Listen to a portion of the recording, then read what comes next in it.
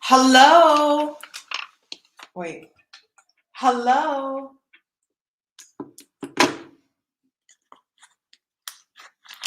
Good evening.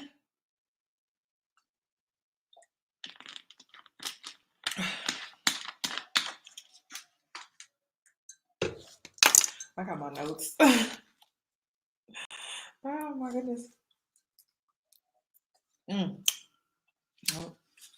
Oh, that's kind of sweet. That's too sweet.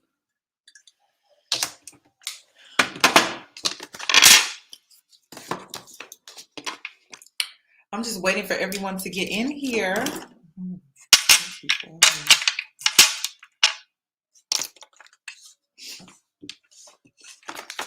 I'm over here trying to get organized. Thank you.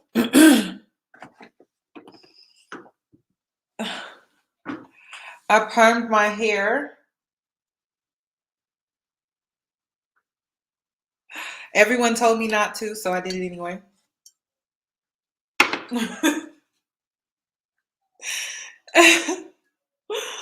Oh my goodness.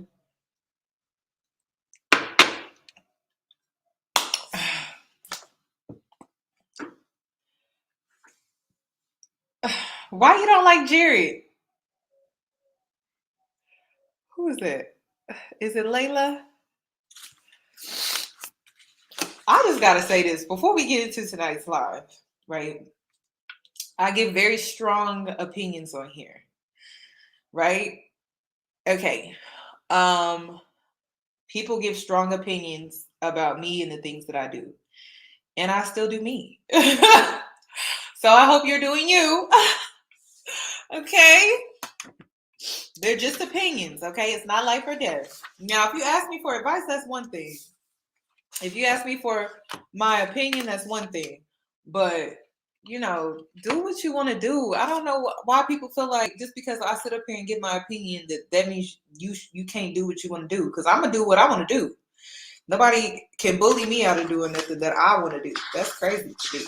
And I be seeing how some of these women empowerment spaces be trying to bully other Black women into doing what they want to do. If you come to my platform, you can do what you want to do. I'm not going to bully you out of doing what you want to do.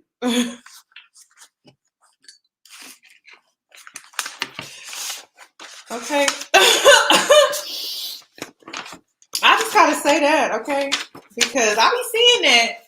I ain't gonna say no names, but I be seeing that. And I'm just like, it's very strange.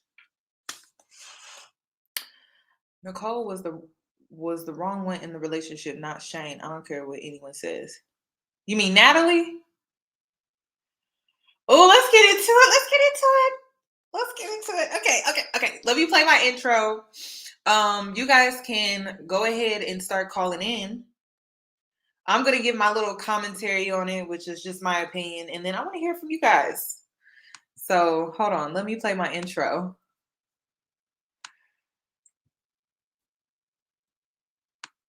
Where's my intro? Okay. Let me play my intro and then I'll be back. Hey boos, in this video, I give commentary based on my opinion. Nothing is to be taken as factual. We are just here to have conversation. We don't expose and we don't sip tea on this channel. I'm giving you real talk straight, no chaser. Let's see if you can handle it.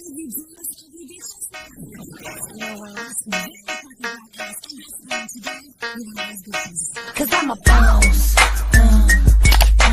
I haven't done anything for you to be proud of. Of course you have. You are marrying a man who can support you.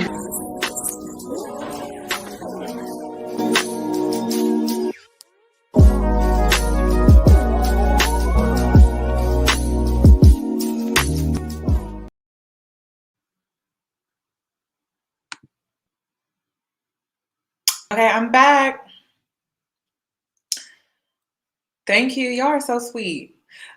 Let me give out my beautician's name because this is my first time ever going to her salon, but she did a fabulous job. Okay, because I went in with a hair crisis, low key. That's why y'all been seeing me in these wigs. It wasn't because partially, I like to wig it up anyway, but I was growing it out because I knew I was going to get a perm, and I couldn't do nothing to my hair because it was bleached. So she permed it. I had to wait 3 weeks. She permed it, and then my hair turned orangey green, and so she fixed it, and so she had to do black, which I don't mind. I like it. It's giving, grown, sexy, trying to catch me an older man. What is her name, though? I think her name is Michelle. Her name is the name of her salon in Houston is D. Mitchell Salon. And her first name is Dana. She specializes in short hair. Perm short hair, though. I have to say that, perm short hair. But she specializes in short hair. Healthy perm short hair. I need to put healthy perm short hair. Okay? Because she wasn't going to perm it if she felt like my hair was going to fall out. Okay. So first things first, I wanted to talk about, what couple do you guys want me to start with first? Because I wanted to start with Shake and Deepti, or Deepti. I want to say Deepti, Deepti.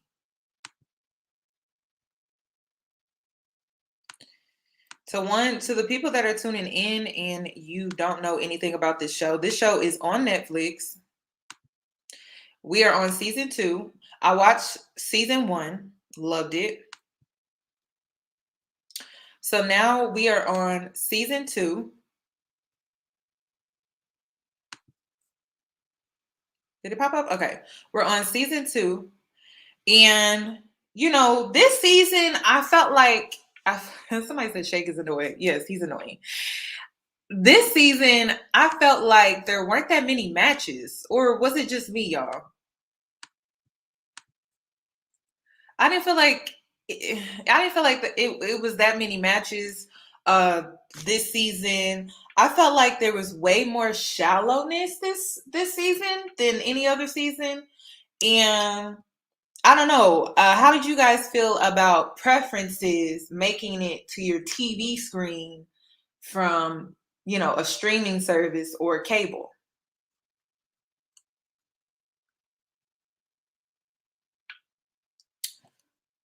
So I'm gonna go through the line. If you don't know what Love is Blind is, like I said, it's a Netflix reality show where complete strangers talk to each other in a room. It's like a pod, and they get to know each other without seeing one another.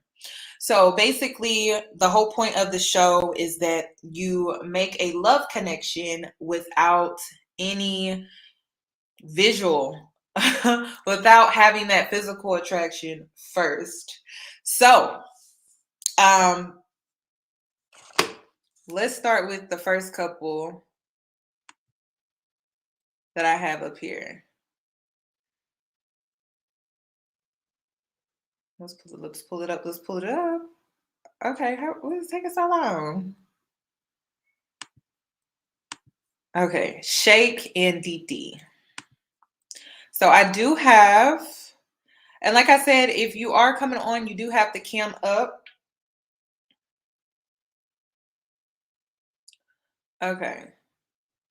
Is it Natural Music Freak? I see you, sis. You in the kitchen trying to get some stuff done. Hold on. Hi. Hold on. Give me a sec. Because let me fix my mic.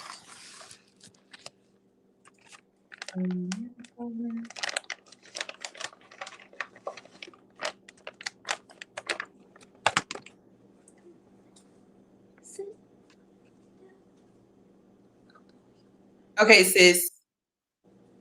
my Can you hear me? Yes, I can. Can you hear me? I can't hear you. You're I can on hear you. mute.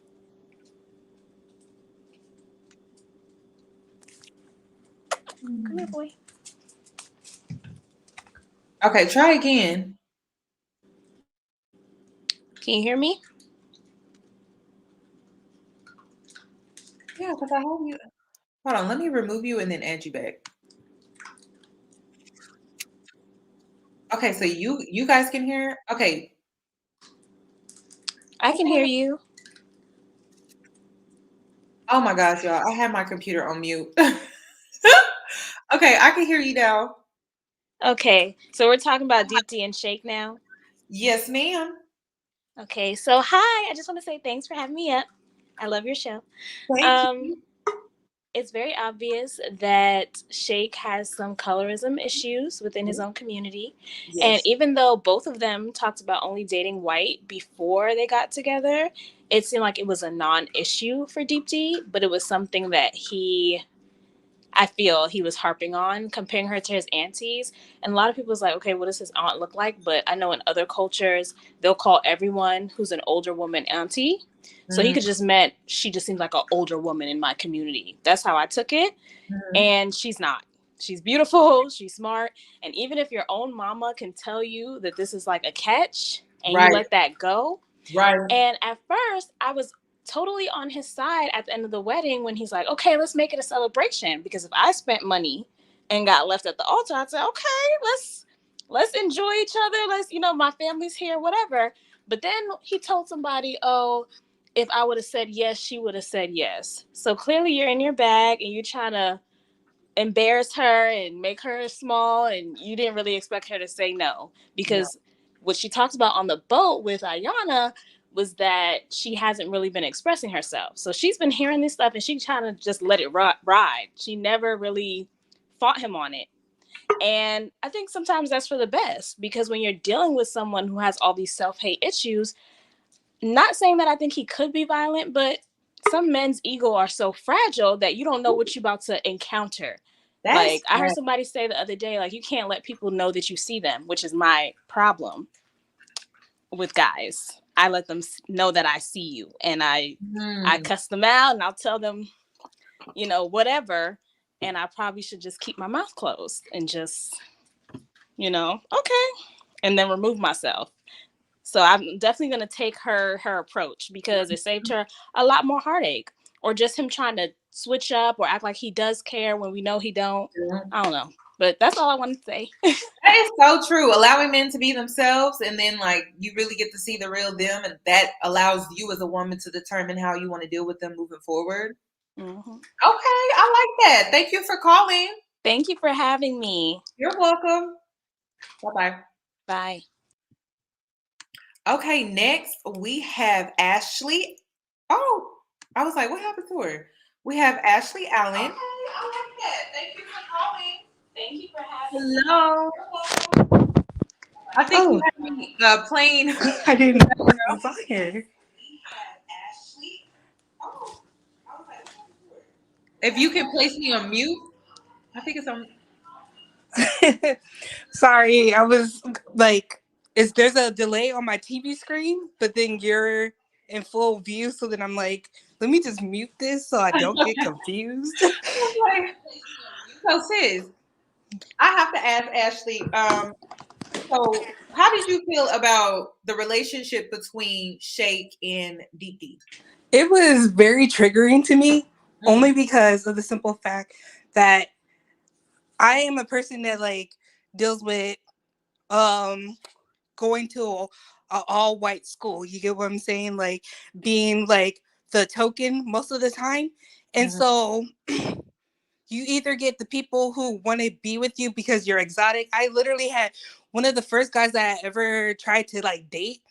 I was cool. We talked for a minute, and then he was like, oh, so do you want to be my girlfriend? I got so excited. But not him saying oh, is it okay if I call you my black girlfriend? And I was just like, what? So that kind of stuff, that's where it's you finally get picked, but then it's am I being picked because you see me as somebody like, you know, that you can show around and be almost like, oh, this is like, I don't want to use that term because it's so bad, but like a bad witch, you know what I'm saying? Like, because you're not picking me because you like me. You picking me because like I'm your like your arm candy, if you get what I'm trying to say. Mm-hmm. But then also what's triggering is like the fact that he's talking about her behind her back. Yeah. Like, if you have an issue with me, bring it to me. Why are you telling everybody else and their mama about whatever issue that we have in our relationship instead of just saying it to my face? Do you It feel doesn't like take it ruined their friendship? Because for a moment there, it really looked like they had a good friendship. right. To the point where he could have came to her and had that conversation, and it would have been. I think she would have been okay with that. Yeah, because I did, like, from what I could see, she just seemed like a nice, caring, understanding woman, just all together. Mm-hmm. Sorry, hold on. Let me turn off this stove before I burn my food. Over here trying to multitask. But yeah, like, she just seemed like, even when it came to like, because the girls spoke so highly of her, if you guys saw the reunion, everybody was just like, dude, you're trash, because like she didn't do anything to you. And I had to give, like, granted, I wasn't a big fan of Shane or Jarrette because of some of the things that they did, but the fact that they both went up to her and told her about all the stuff Shake was saying behind her back, I have to give them props for that, because some guys will just hear it and shrug it off and be like, it ain't my problem, whatever, that's not my business. But also like side-eyeing Shane for saying that whole thing like, oh, just turn on the music and blah, blah, blah, like to set the mood and maybe you'll feel different. Because it's almost like, did he want her to put like a bag over her head while they was like, you know, in the sheets so he could feel comfortable? I think the two men were trying to give advice and not be mean about it or shallow about it. You know what I mean? Like, Okay. you ever been in a situation as a friend and you're like, ooh, you know, I understand, ooh, but it's like, what advice do you really give them? And I think they just gave Okay. the best Okay, type I of can see it advice from for the that perspective. situation. You know, I think that's what it was. Because Shane seems like he's a good person. Like, I don't feel like he will intentionally try to do something mean or rude or something like that. But I think he was just caught. That was it. I mean, what do you tell someone? It's like you're not physically attracted to them, and your friend is coming to you about it, and it's like, well, what should I do? Okay, that's true. Like, you kind of had That's some hard some advice. type of tact when it comes, like, honesty with tact. And I think that's what Shake lacks, is that he's being so honest that it's just like nobody can be in your corner because of like you having complete word vomit. You don't care like what does it come across. It's just like, I'm gonna say what I need to say. And sometimes it's cool to speak like how you want to speak, but at the same time, it's like you're not the only one that has feelings, bro. That's facts. And it seemed like he didn't care about her feelings. He really did it. And I had to also give props to his mother for being like, she deserves better. And I was like, yes, mom, calling out your own son on his bullshit. Oops, sorry. Sorry, didn't mean Sorry. Well, thank you, Ashley, for giving your 2 cents on the situation. I really do appreciate you for calling in. I'm going to move on to someone else. Okay. If you want to come back up, if we talk about someone else, you can do that. Okay. Okay, cool. Thank you. Okay, so let's move on. Is it Neil? How do you get I don't know. Homegirl is putting on her lip gloss. Are you putting on lip gloss? I think she watching me on TV and she waiting. How are you doing? Hold on. Are you on mute? I'm like, did she hear me? Oh my god, wait. Okay, wait. Right, her lip gloss is popping. Okay, can you hear me? Yes, ma'am. Okay, sorry. I'm sorry, that's my stop, get the dog. I'm sorry. So, oh my god. Shake. Mm-hmm. Like, it annoyed me, so it was cringy, like, to see him like speak about her like that. Like, his auntie, he referred to this lady as his auntie over and over and over again. Like, that was so cringing. And for me, like, it's very strange to like see Indian people like that, period. Because the ones that I know and the ones that are like here in Houston, because I'm in Houston too, Okay. like they're straight like about their people. Like they marry their people, like they are like, especially the men. So to see him like that, that was very like, I was taken aback, I think. Um, to see him like even speak about her like that. Like his auntie. I don't know. It was cringy. Flavor is And you too. can tell that it hurted her feelings once the Yes. reunion came. Yes. Oh my God. I was just like, I felt so bad. I felt so bad for her because it's like she's really pretty to me. Like I think she's very, very pretty. She has a gorgeous body. Um, and even like I feel like she felt it um during the actual wedding. If Oh, you notice, did you see her face yeah. when he was like, "You're hot"? She just stared at him like, I duh. think it's Like because I've been knew other that. cast members told her, Mm-hmm. and so she saw it as like two-faced. You know, like what? Right. So it was just like the way that she looked at him. I was just like, wow, like she already knows what's up. She Right. said that. So she said that no so quickly. I was like, yeah, she already know what's up. And the only thing that really bothered me after that is when he was like, "Oh, well, if I would have said yes, she would Mm-hmm. have said yes." I was like, Mm-hmm. dude, come on now. No. But no, I want to come up for back when Iyanna and Oh, girl, I'm waiting. I'm sorry, I'm waiting. I mean, I okay. wanted to say something about them, but to be honest, I can't wait to that part. So Yeah. One I'm more gonna leave question. One more question. until that comes back up. How do you feel she felt when she put on that wedding dress, knowing that she was gonna say no? I mean, I think she felt powerful in that. Did you saw what she told her mom at the Yeah. end? I stuck up for myself. Mhm. She was 10 toes down with that. Like Yeah. when she said that, I was like, yeah, somebody must have told her because they didn't really show where they told her like, hey, this dude is saying this, right? So Right. they made it seem like nobody told her. But then Yeah. in the end, it was sort of kind of like, I know what She he's saying knew. about me. Like I know what he's been Right. saying. Right. So I felt like she said that with the quickness because she already knew like this dude's not even attracted to me. Yes. But at the same time, it kind of threw me off because at the reunion, she said, well, he straight flat up told me that I was like, she wasn't attracted to her. So why did you keep going on? Did y'all notice that? Like she said that at the reunion.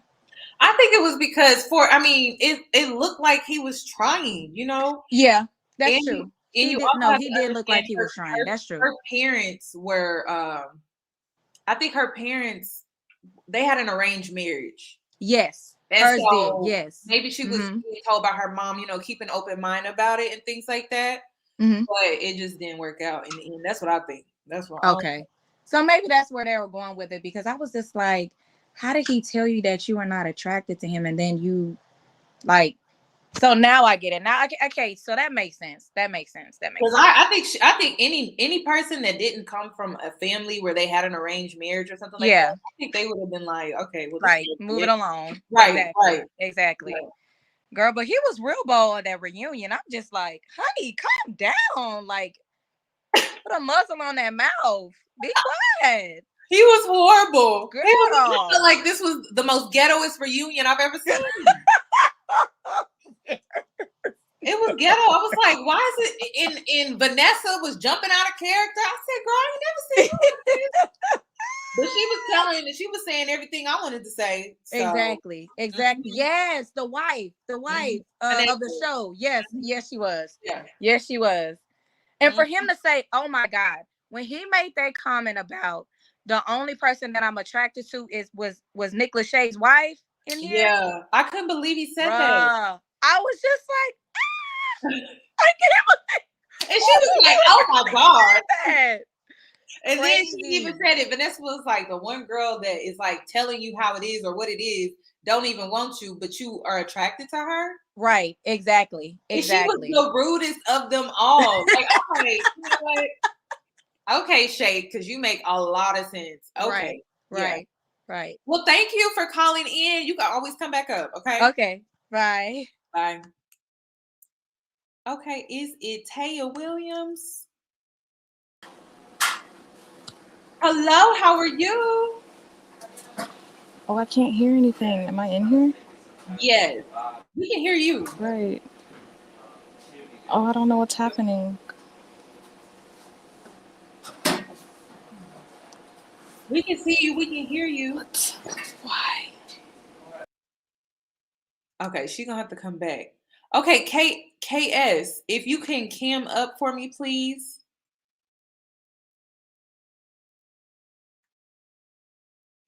Okay, well, hello, how are you? Hold on, you're on. Oh, I was on mute. Sorry, I was. Okay. So, what would you like to add to the conversation when it comes to Shake and Deepti?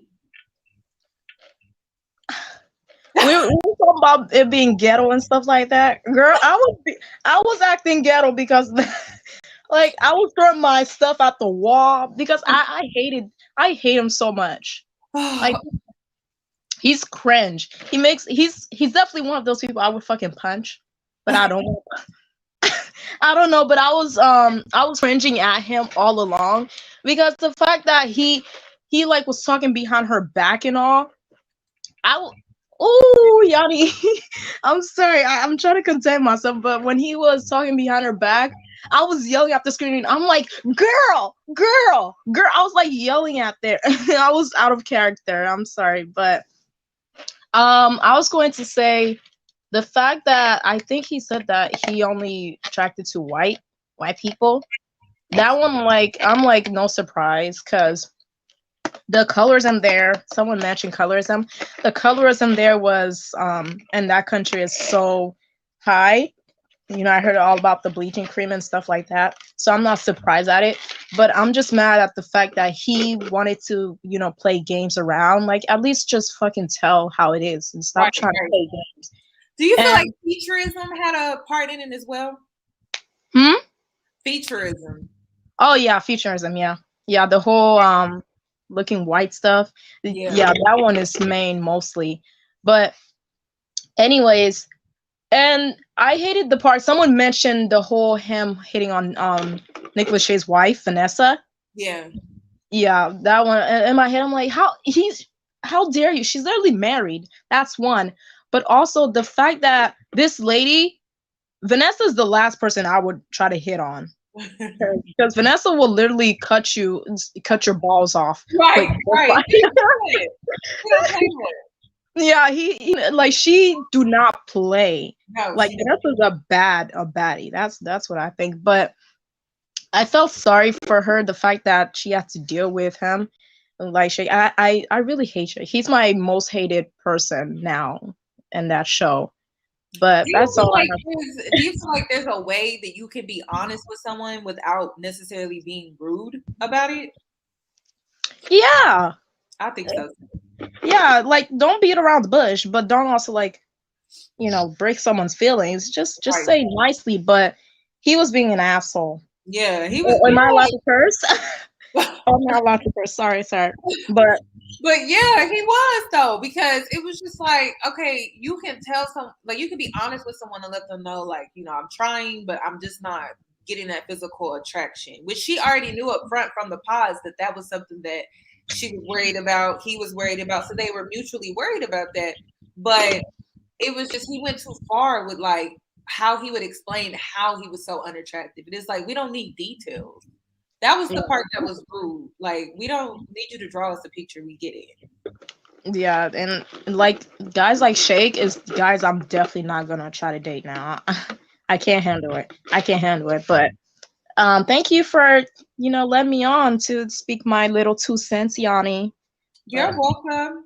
All right. If I want to come back and like snap, I will probably won't. But I'm just saying, thank you. You're welcome. Bye. Okay. Hello. Can you hear us? Yes. Okay. I can hear you this time. Perfect. Okay. So, what would you like to add to the conversation, sis? Okay. So, I feel like I'll probably get some backlash for this, but I do want to add to the perspective of Shake. It was just interesting watching it because I felt like his big issue was he wasn't able to be fully honest with himself, on top of like having that ability to be fully honest with her, because he literally just couldn't separate mentally wanting that physical animalistic attraction that he kept talking about. And with guys, honestly, that is really important. Like, we can't really downplay them and their kind of need to, like, you know, have that type of attraction for it to be like a full on, like the relationship that he was talking about. But I completely agree with everybody else, just because it's like he never had to go about it that way. Like, he could have been honest. Now he did say this. He did say this. I think he said towards the end, he said everyone started off so real and they ended up being so fake. And he felt like he was kind of outcasted because he basically kept it the same the whole time, whereas he felt like everyone else kind of switched it up. And maybe they did that for the cameras. I'm not really sure. You never know what conversations are being had offline. Oh, yes, of course. Not offline, but like, you know, off camera and things like that. And, you know, I went on his Instagram. I was reading some of the videos. I mean, with some of the comments and how he was responding to certain people and things like that. And he felt like, you know, part of the experiment is to react naturally, to basically That's true. say what you want to say. And it's like there's no right or wrong way to react to something when you're doing an experiment. So from that standpoint, I can agree. But I just felt like when it comes there's no excuse to humanity and understanding that, okay, this is a woman, this person has emotions and feelings. It's like you did cross a boundary. You know, like, okay, you're not attracted to her. You can keep vocalizing that, but you don't need to go into detail and compare her to your aunt. You know, it's just I felt like he took it too far, and that's what made him look like an asshole. Not the fact that he forced an attraction. You know, I don't feel like women can do that either. And know that literally, I don't think it's not that I don't think people wanted him to force an attraction. It was just like the way he went about not being attracted to her. Yeah.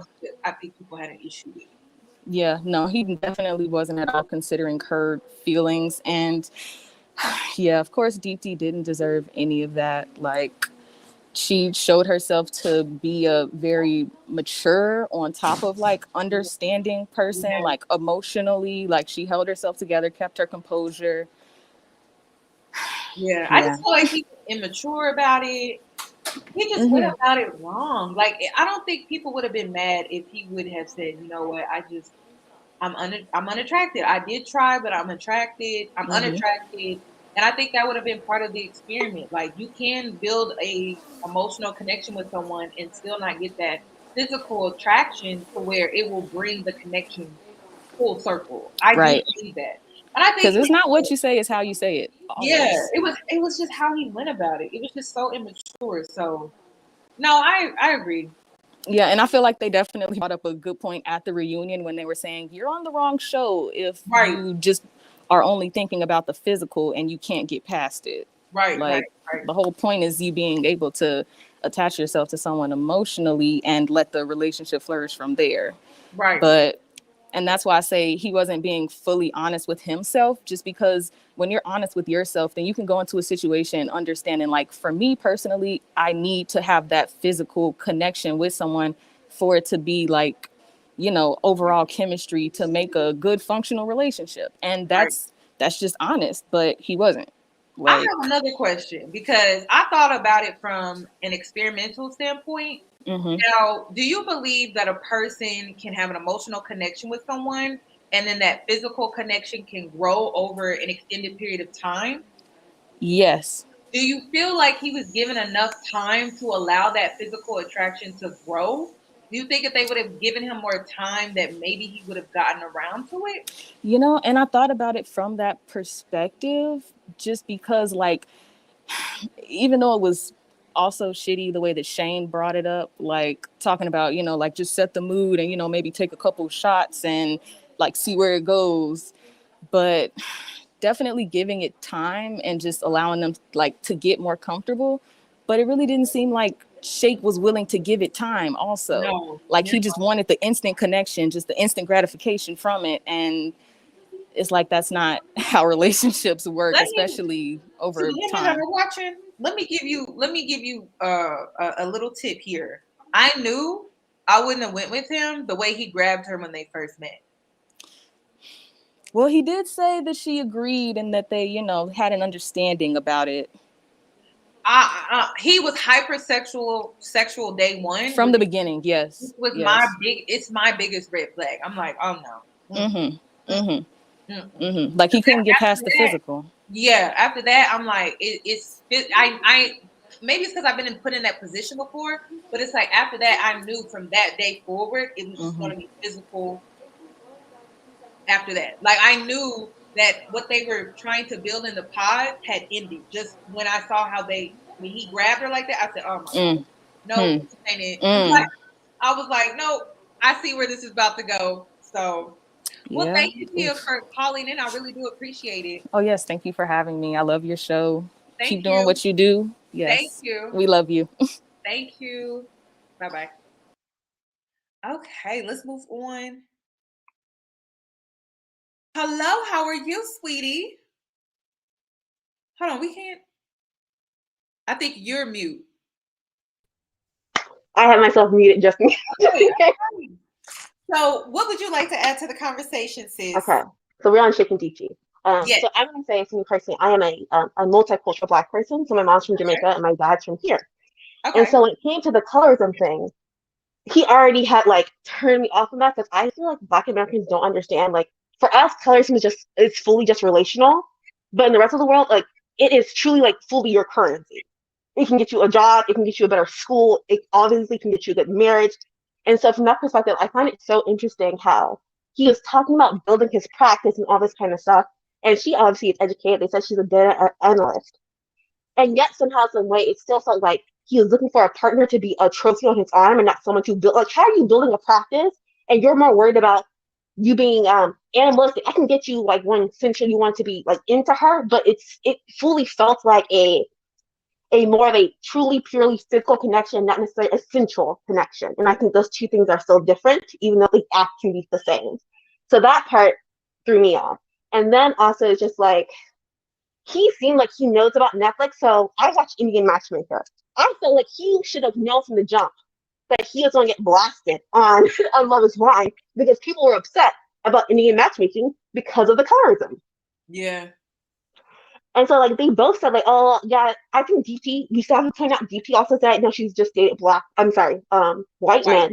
But it felt like more like just, like, they're around me, this is just who I ended up being with, versus this is who I'm specifically picking out, and there are no other options. And for Shake, there are no other options. So you think he can't get anyone else? Because I want to know what type of women I want to know what they look like. Thank you, because it feels so weird for him to be like, yeah, he's a vet. Sometimes like he's a doctor, he's into the science, and it felt so weird that like he cared more about picking the girl up on the shoulders. The first thing he wants to do is touch the butt. Like those are all the things he cared about. We only heard him talk about his practice in the beginning when he's a vet, and like one time they were sitting, but everything else was so much just I want to touch you. And I know with the other young woman you're talking about, you said, like, give it time. From an experiment, because I also like study psychology, clinical, that kind of stuff. From an experiment point, he never tried anything. No. Regardless if it was 3 weeks or 6 months, the fact of the matter is the only thing he's talking about is, like, how he's not attracted to her. And it wasn't until, 2 days before the wedding that he tried anything, which was the massage, kind of, threw me off, because I'm just like, you could at least be trying, and I can still respect that you're saying, you know what, I can't get over this hurdle. And also the whole Instagram thing. How are you saying people are fake, but you're the one that was in the pods, Mr. DJ and all that kind of stuff, and all of a sudden you have this awakening. And then once you meet her and you touch her, and we get to the engagement honeymoon, you're right back to where you started. So I felt like it was also interesting that we saw that metamorphosis he was going through stop once he got a woman. Okay, I didn't see it from that point of view. Okay, I can see that. See that. That's what it seemed like, because when as soon as he was able to physically touch her, it was over. That's what I got. I'm like, it's over. Like, this is not going anywhere. Like, that's how I felt too. I was like, I don't see this going nowhere. Nowhere. And she seemed like such a sweet girl. That's what was really making me mad, because it's like, it seems like good women nowadays are chosen last. And it's because we don't fit like this shallowness. So shallow. Yeah, And like if you have more to you, if you're deeply rooted in like I don't know, other things outside of surface level stuff or material world stuff, you're overlooked. And that's basically what he did. He really overlooked a good woman.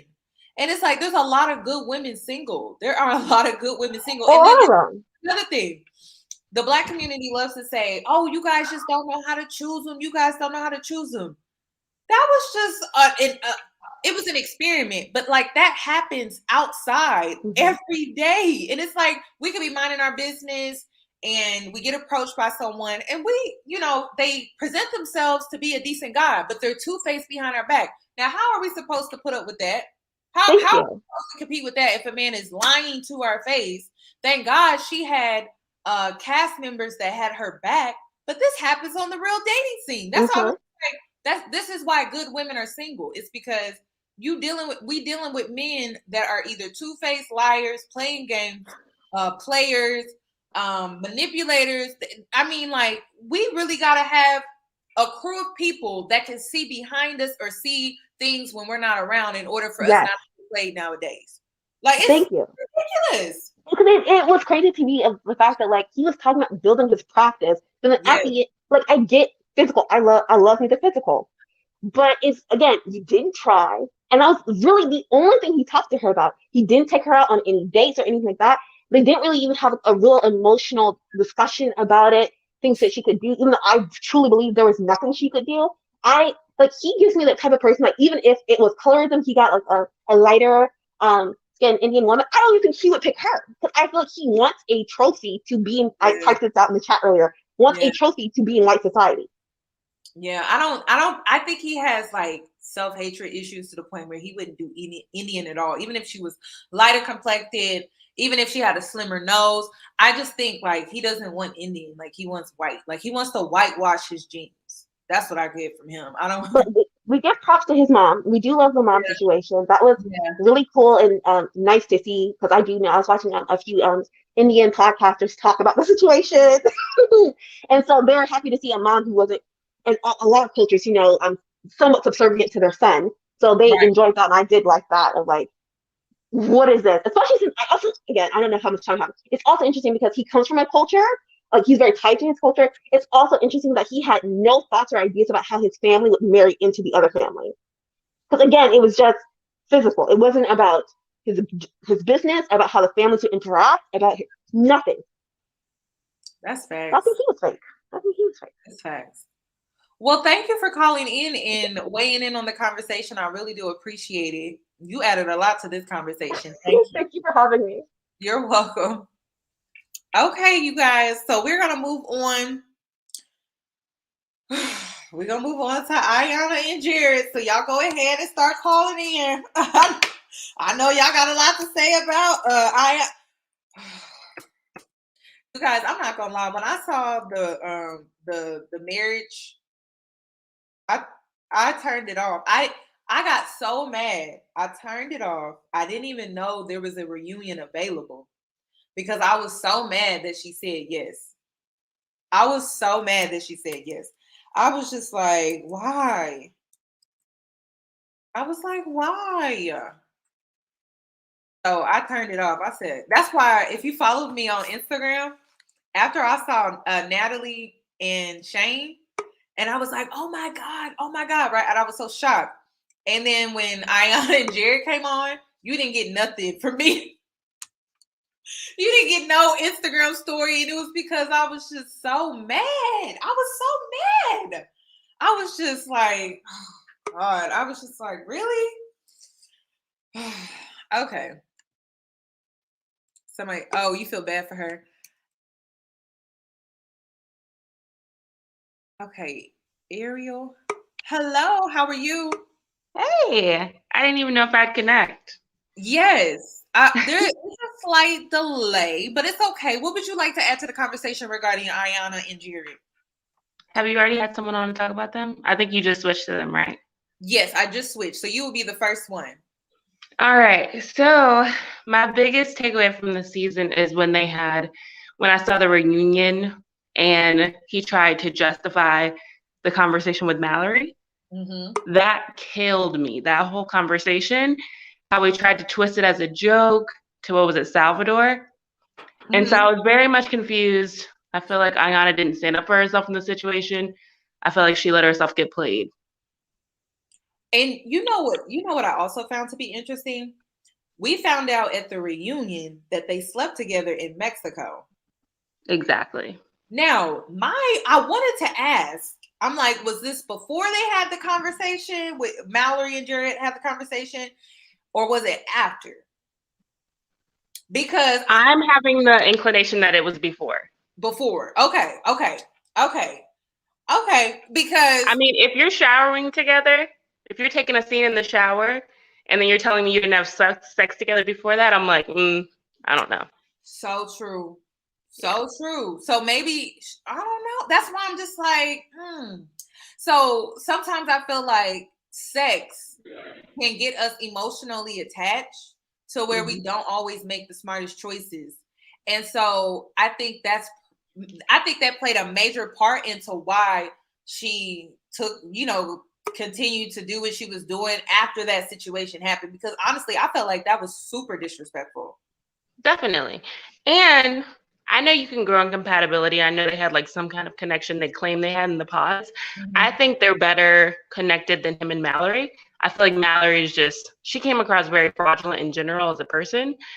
But I always came away from it. If you're looking at prize versus not the prize, Iyanna was the prize. She was still young. She was getting an education. She's very sweet. Her parents are very loving, and they obviously raised her right. And you have Jarrette.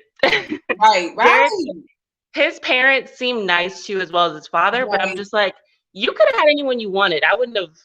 If you're gonna come to me after proposing or about to propose to someone else, I'm like, I'm not gonna say yes to that. But very odd. Yeah, I thought it was too. And I'm like, I'm sorry, but like Jarrette triggered my reality show TV PTSD. Yes. Married at First Sight, Chris. So every time he would come up, I'm like, oh my God, he has parents, and they're like the Christian parents, the pastor parents, and I'm like, oh my God, this is like Chris 2.0.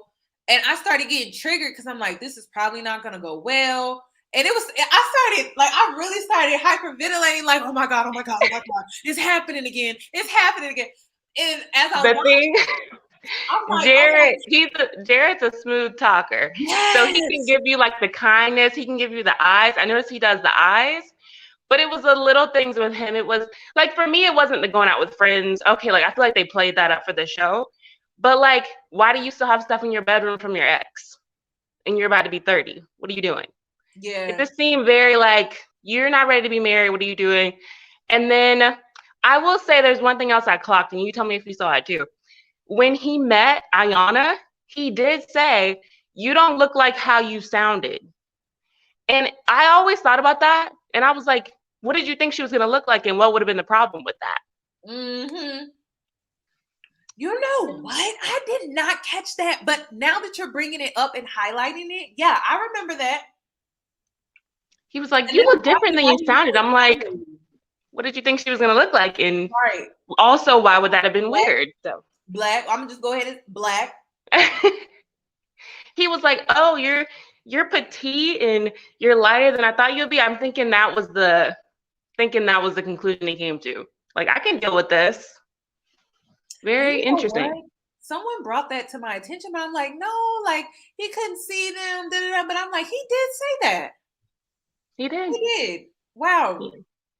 Well, but the funny part is, people can never see a blessing in disguise because he lucked out with Iyanna. Yeah. Mallory is a fraud, and you could see when they interacted that Mallory changed her whole cadence. So like, she started cursing, trying to act more down. And I'm like, what are you doing? And then when she was with Sal, and it's all meek and mild. Well, listen, I feel like Sal met his match. And the reason why I say that is because I felt like he was faking it the whole time. I felt like he was faking it the whole time because he was just trying to get his name out here for his music.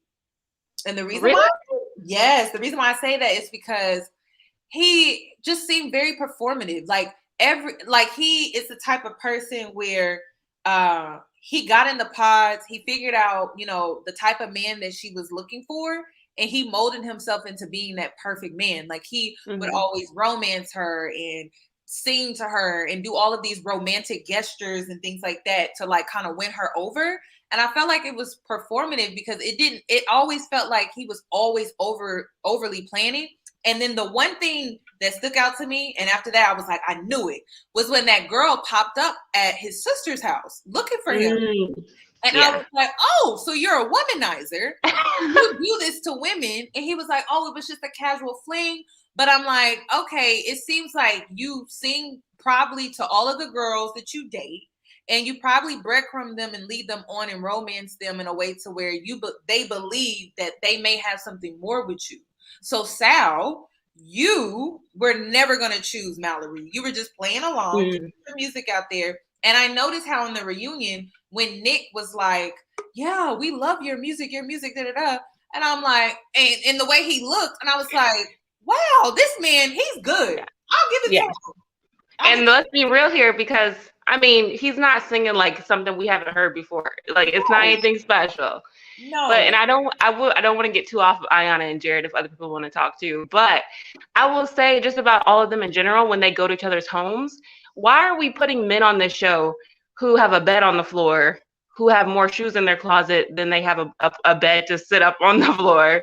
Why are we putting men on the show who have 2 and 3 roommates? I don't know. I just find that to be weird. I'm like, you're ready to be married, but I don't want to judge people. I know circumstances with the times, but I'm like, you're on a national television show and you don't have a bed? Girl, it's a mess. But listen, it just goes to show where women are today, modern women, and this is just the everyday woman, right? Modern women are versus where the modern men are. And these are the men that we're supposed to marry. Because I'm like, okay, if these experts are going around trying to find decent men, it doesn't even matter what race, and they got 3 roommates, 2 roommates, and they got mattresses on the floor and stuff like that, and then you come to our place and it's all put together and stuff, and I was like, who are we supposed to marry? Exactly. I didn't even get to watch it yet, but I know you uploaded something about modern women, like men, they don't want women who are like earning more than them or are successful. And it's really that, because they try to frame it as like, oh, why are you so mad that I'm going out to a party? Or like try to find any other avenue to blame it on. When in reality, you're insecure because I have a home. Like I think even Mallory, she had a purchased home, but then you're pairing her off and engaging her with someone who has roommates. It's like, to me, you're not even in the same place to even be considering marriage. No. Very weird. No. Well, thank you, Ariel. I do appreciate you calling in today or tonight.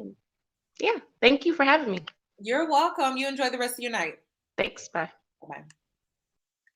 Libby. Okay, so Libby, you guys, she's the only one that can come on without a camera because it is midnight in London, and I promised her that she could come on even if it doesn't come up. But it's 1:30 a.m. Oh, you said what time is it? 1:30. Oh, 1:30, girl. 1:30. Yeah, it's 1:30. Yeah. We just had that long conversation with about Shake and Deepti. So now it's 1:30 here. Yeah. For me, there's a lot to talk about with respect to Jarrette and Iyanna. She did talk, the person who came on before, I didn't catch her name. She did say that Jarrette could tell that Iyanna was a black woman, or he was visualizing a black woman. I remember on your Instagram lives, I was saying, no, he did know that she was black based on how she spoke, because when they met, you could see in his eyes, he was like, oh my God. And then when he saw her, he was like, you look so different from how you sound. And he was so happy when he said that. And I was like, this man, an enemy of success and progress. This man is awful, because if you think about the ways in which the way he proposed or pre-proposed, to Mallory, he was like, what would you do if I want to propose to you? And if you compare that to how he proposed to Iyanna, he was like, I'm on my knee now. I want to know if you would marry me. And I was like, wow, Wow. Where was the effort with Iyanna? I And don't can we know. also talk about how, let us also remember how after he told Iyanna that she was second choice, how she left the room and she was on her knees outside. Do you remember when she dropped to her knees? Yes. Unbelievable. And I then the couldn't next day believe she she came. said yes. I was so shocked, and I was like, Iyanna, do we need more therapy? Like, I think they need to screen people before like they come into the show, because the way she spoke about her trauma, and then she was like, I have this fear of being abandoned, and then you allow somebody to pick second. Jarrette, really? Right. I was very confused. I was so shocked and I was very disappointed. I wanted more for Valerie her, did and I was get upset. food. Yeah, I was just like, Valerie got tacos. He made her tacos because he knew that she was Hispanic. Wow. Where was Iyanna's gumbo? Where was the African American food? Nowhere to be seen. An absolute disgrace. And if you think about the way he cried, I couldn't understand why he cried that much.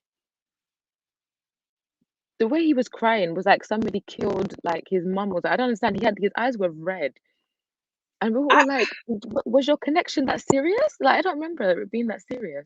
I didn't feel like it. I don't feel like it was either, unless there was some clips that were left out. But I was just like, really? Like you crying over I'm someone very, you never met? I thought it was strange too. He was the only one yeah, that did. yeah, he cried so much. And it didn't make sense how much he cried. And I cannot remember which castmate it was that was like, oh, don't worry, Iyanna's always there.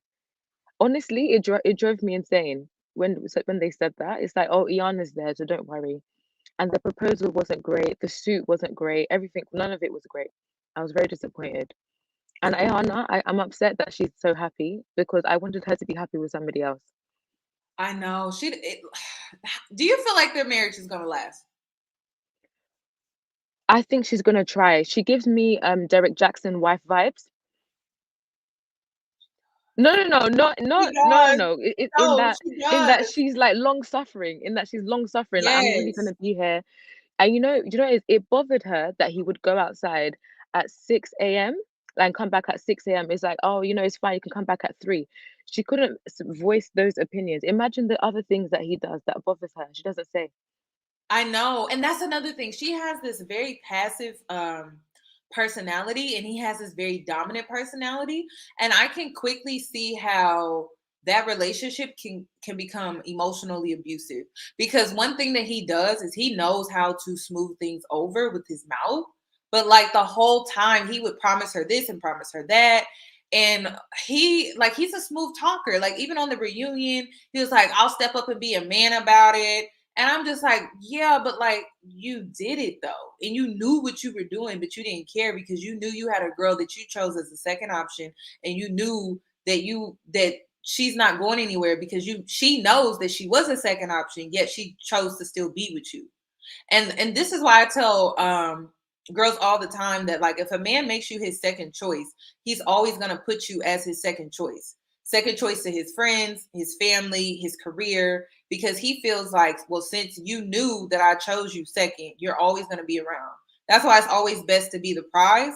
Because I feel like I told you guys this or I said this on my Instagram. I said, I think if Mallory would have said yes, he would have came home and he wouldn't have been out with his friends. Yeah, because Mallory is his preference. Yeah. If you listen to the way he talks to Mallory, like, oh, I asked you what kind of ring you want. Did he ask Iyanna what kind of ring Iyanna wanted? Did anybody hear that? No. He didn't ask Iyanna any of those questions. No. Instead, it was trauma bonding. Did he Yeah. tell Mallory about being stabbed?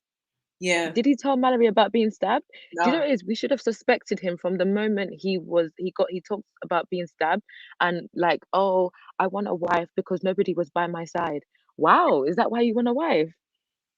Because you know what that reminds me of? What's that man's name? The bisexual man from last season. What's his name? Carlton. Oh, yeah, He said Carlton. that he said that he liked people of both genders and he likes people for their hearts, but he wants a wife because women are more caring. And I was Yeah. like, wow. So is this what we're doing? Is Yeah. this why people want to marry women? Because you Listen, want to Libby, look to your side. listen, girl, you hitting all the points tonight. Okay, you hitting all the It points. was very suspicious. It was very, very suspicious and weird behavior. And I was just looking like in front of there's no way if I don't know. I'm trying to think if there were two preferences in the house, like two Latina women. If if if what's his name, Jarrette would have gone in front of the other woman in front of Mallory and spoken to her at the beach. There is a level of audacity that you have to talk to a woman that you Yeah, almost proposed to. In fact, he proposed to in front of your fiance, and then afterwards be like, "Yeah, we're just chit chatting and catching up." Catching up about what? yeah, yeah. Jarrette I has didn't. Did you? I audacity. don't feel like the conversation should have ever happened.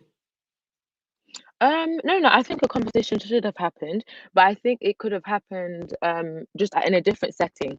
It shouldn't have been then. It could have been a different setting. It was very inappropriate. Even if they were to have a conversation, it could have been like, "Oh wow, it's nice to see you.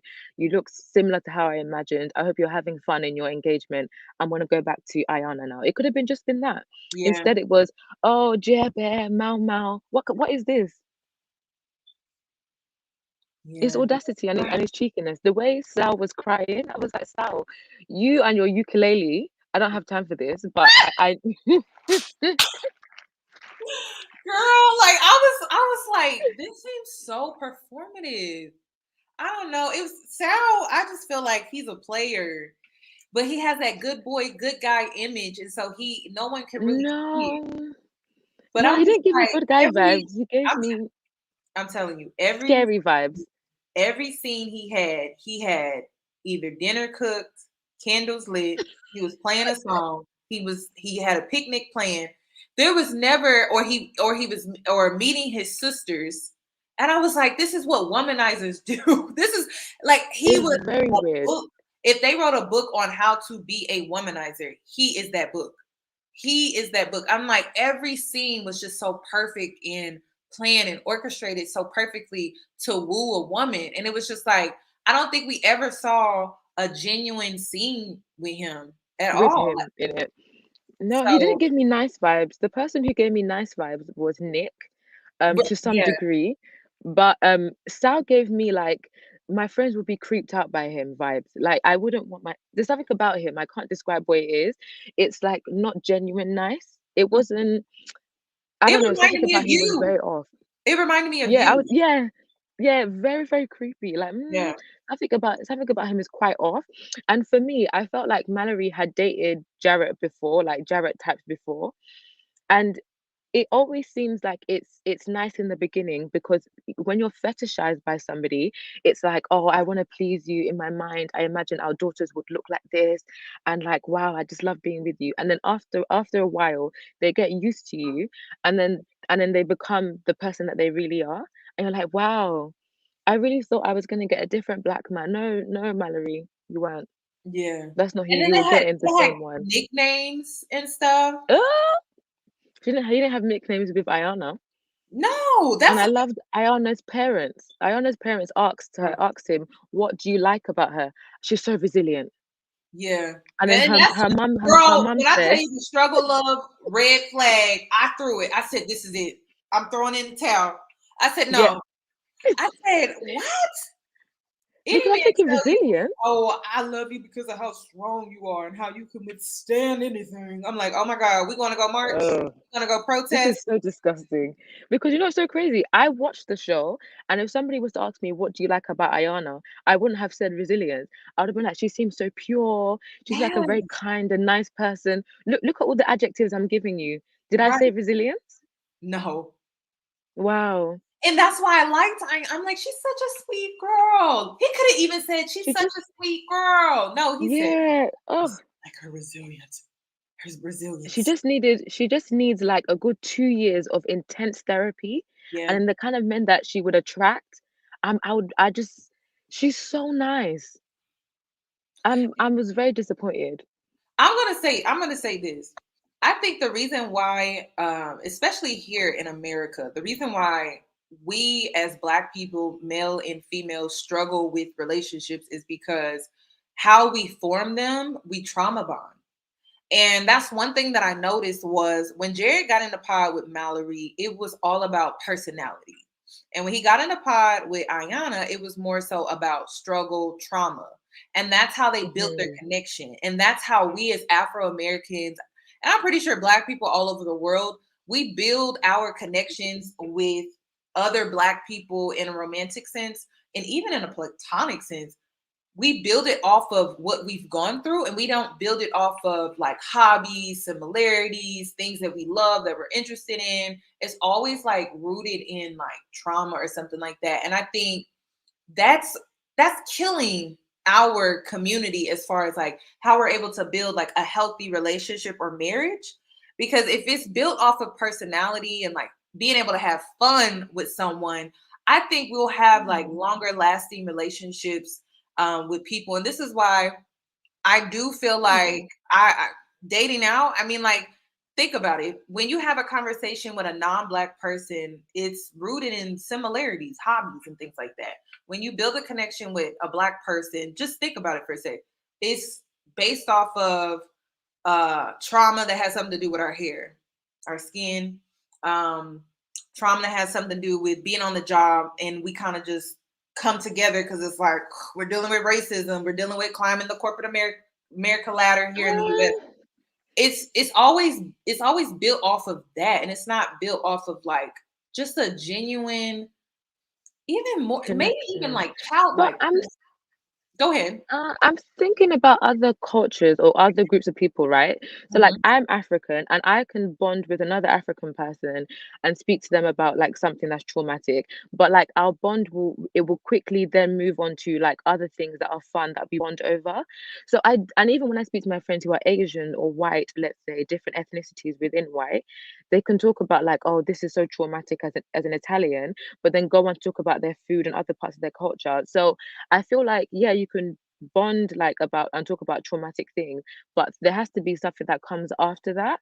So I don't see there has to be another reason why it doesn't work. It cannot just be because you spoke about trauma, because Right. people speak about trauma. They do. There are people who speak about being outcasts of their own people, and then they bond and grow together. So like people who are like dark skinned Black women who talk about being outcasts of their culture and then dating somebody of another culture, they can talk about both being outcasts, but their relationships still work. So there has to be another issue. I think it's because we build our relationships off that. Like we bond with each other off our trauma. We don't bond off of hobbies, just hobbies and things like that. Because I think it's normal to be vulnerable and like allow people in and let them know what you've gone through. But it's like that's it. Like there's nothing else that we are able to build off of but just that and how we have that in common. Like I know, like I've heard a lot of Black people here in the US will say things like, well, I didn't have a father. And like, well, I didn't have a father, or my parents never married. And so like, well, we're gonna create a marriage that we've never seen before. And it's like they kind of bond off of the fact that they never saw like a two-parent household and things like that. So I don't know. I definitely get what you're saying.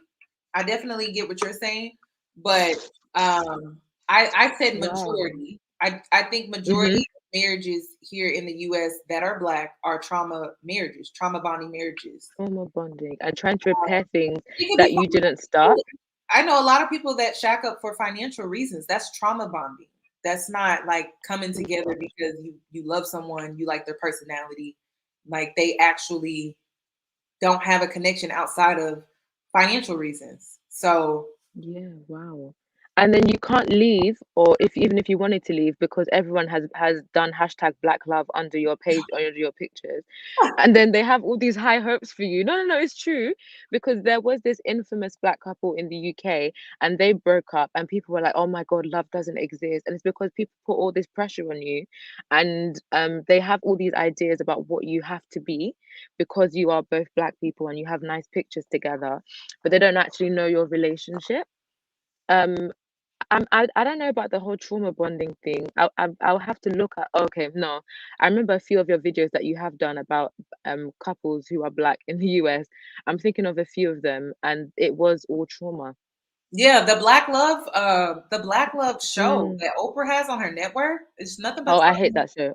trauma I've only bonding. ever seen. I've only Very, ever seen previews of it, and everything is awful. and that's what I hate to say it, but that's what struggle love is. It's trauma bonding. That's what Good God. ride or die. That's trauma bonding. I'm a stay down for my man. That's what trauma bonding is, y'all. I mean, that's what a psychologist will call it, or someone that studies in psychology. But that's basically what it is. Bonding over trauma and things that you go through. That's what struggle love is. So it's But just yeah, something can to your think entire about. relationship? I'm It's trying to just think, can your something to entire relationship be about that? how can it based off of like your circumstances. But at what point, yeah, if you're building and you want to have a great relationship and family and blah blah blah, at what point do you say, okay, we're gonna stop talking about the same thing that the same thing that happened when you were 9 and 19, and then you like, okay, we're gonna seek help and become great parents? I feel like your bond has to be stronger than the trauma that you share with one another. So basically, like you're like you can just have fun with that person, and the bond it just isn't built off of just trauma. So like your bond is basically like maybe you guys like the same type of music, the same type of food. You guys have like future plans that are very similar and things like that. You want a certain amount of kids. You want your family tradition to be like this, and this. A lot of times relationships start with trauma and they don't expand beyond that. And you know, and then they call it and they package it as Black love. That's it. Yeah, because I'm thinking now also about the plans that Jarrett spoke about with Mallory, about like you're a homeowner, It's so I'm a expensive. homeowner. Oh my God, we can move out, and then and it was never those conversations, well, at least that we saw with Iyanna. No, and it was because the way he built the way their connection was built was based off of what they went through. Versus when he got in the pod with Mallory, it was like hobbies, things they like to do together. And it was almost like Mm, they were able to build a connection based off of friendship. And then like Iyanna and Jarrette were able to build the connection based off of basically I'm a survivor. And I mean, think yeah. about it. If you look back on the show, what do they have in common? I'm trying to think of something that they both like. Jarrette and Iyanna, Um, like they're so opposite. yeah, I can't think of anything that they both I really can give you a enjoy. list of things that Mallory and Jarrette have in common. Yeah, they like sports. They both no, does he own does he did he own his property? I know he said that he had like 3, 4 jobs. And she spoke about working really hard also. Yeah, like But it's they're not that Iyanna doesn't work hard, it's just that Iyanna is in school, like she has all these right. aspirations that she wanted. That's why I said I wish she went on the show in like 2 years time after some therapy and after she finished her masters. Yeah. No, for She would sure. find somebody else. Yeah. But I just want black women to look out for that. Like, you know, and really I hate to say it, but it's only when you date other black people. It's like sometimes you kind of migrate towards that more than other things. Like how Jared gravitated towards Mallory based off of similarities and hobbies that they shared. Like she liked going out and partying, she liked sports, like going out to sporting events and things like that. Like we know so much about what they could have done together, and with Hmm. Iyanna, it's just strength, struggle, Yeah. surviving, you know? And So, when they went out together to the beach, she just sat there. And yeah, then he was playing volleyball. She didn't go in the water. She just doesn't like it. She's introverted. And I was like, oh, that's very, very interesting. I'm trying to which, think also with your point, when you have dated other like groups in the diaspora, let's say an African person or a Caribbean person, did you also think that there was a bond of trauma? no, because the culture was different. Like I dated a Jamaican. Okay. The culture Okay. was the culture was different. That's why I feel like it's this unwritten thing that we Afro Americans do. And I'm not sure Okay. if, you know, other blacks do it, but like it's just something that we naturally do. And I don't know why. Um, Oh. but like not Because I'm trying to yeah, think. I'm trying to think here in the UK, I've never in life ever spoken to a black guy in life and he's ever brought up like, oh, when he was younger, his mum used to beat him, or I've never had this sort of conversation. It always starts off very light and like, oh my God, let's be friends. This is so fun. And we like this kind of music, that kind of stuff. I've never experienced that in life to just talk about trauma. In fact, when I have spoken about trauma with somebody before, he was an Asian guy, but it wasn't, I've never had that before with, no. So I'm very unfamiliar with this. Well, that is nice to have just to sit down and have a conversation and not talk about like what you've gone through, like just having fun and having a No, lighthearted conversation. Yeah. I'm So, I'm trying to think. Maybe it's because I typically steer conversations how I want them to go. So maybe that's why. So I will ask questions like, "Oh, do you want to play rock, paper, scissors or something light to break like ice?" But I don't think I would ever bring up trauma. yeah. Okay. Wow. Yeah, it's something to think Yeah, about, something to look Jarrette. out for. Because that was the first thing. As soon as they got in the pods, that's how they started to build their connection. That's when Iyanna started to stick out to Jarrette. So, Huh, I'm also thinking now about Deepti and Shake. They both mhm, spoke about their weight loss trauma. mhm. Wow. So it's What I what do was feel their like relationship based on? Mm, it's geared towards more minorities in the US yeah. because it's a different Wow. experience. Because race here is just like, oh my God, they make it such a big deal. But in other places of the world, not so much. Wow. So Because I always thought like across the diaspora, Black women would keep trauma to yourself as opposed to having conversation. Hence why I was so shocked that she would say all of those things about herself on national television.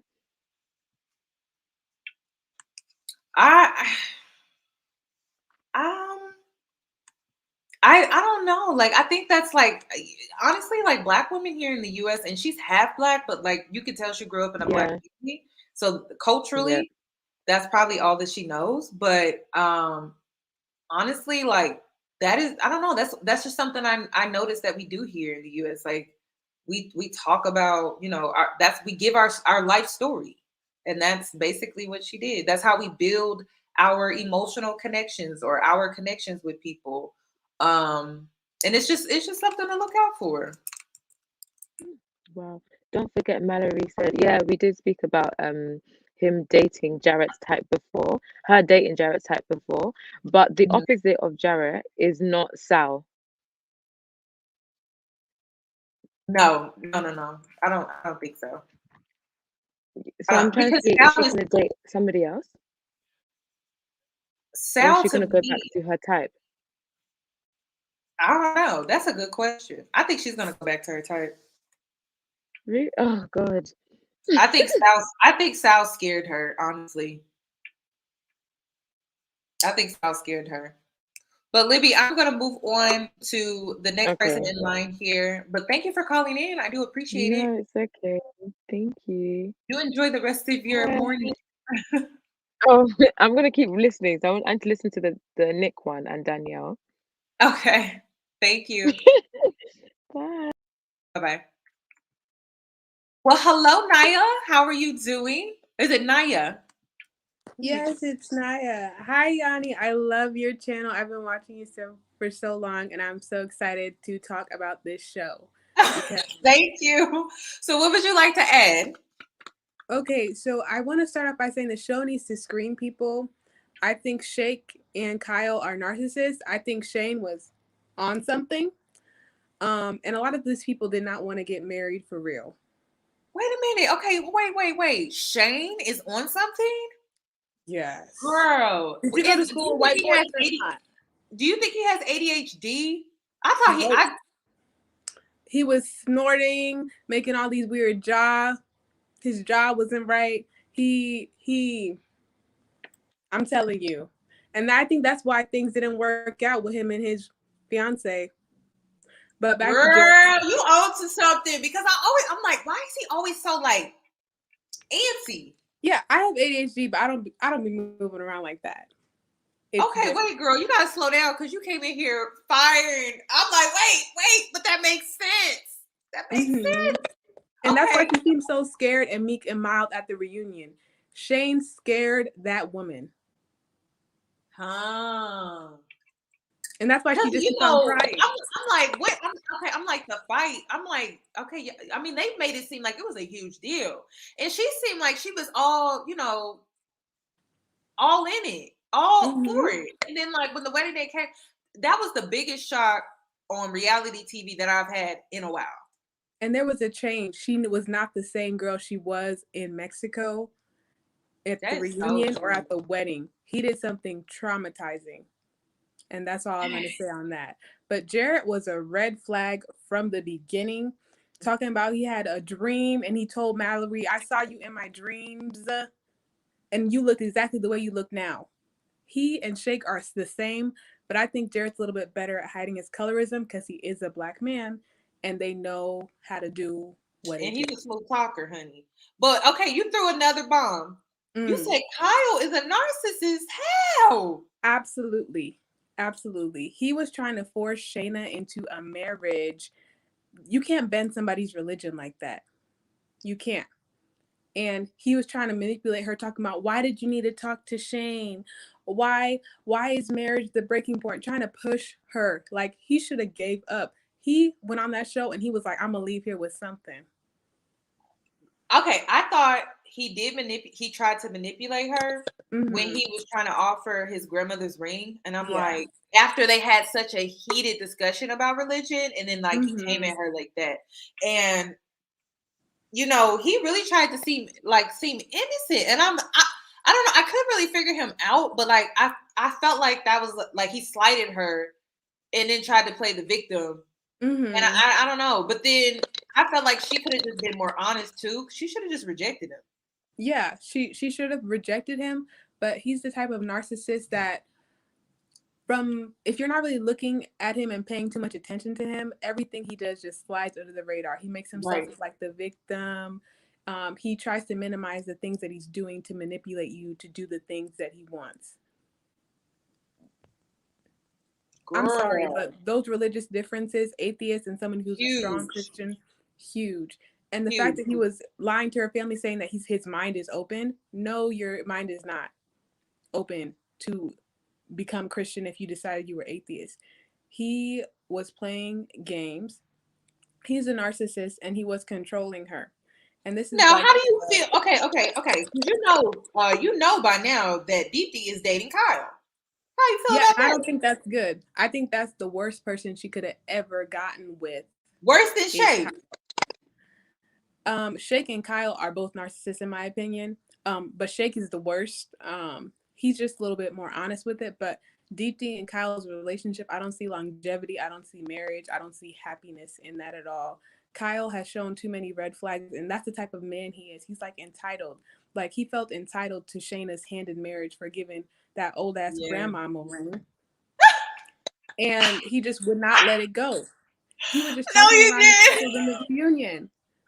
Like he Oh my God. Listen. All right. Shane on drugs. And you know what? I'm like, okay, I try to be understanding of people in their weirdness, but now that I'm looking at them like, I don't know about that one. I don't know about that one. I don't know. And he's always sniffling too. And he just can't sit still.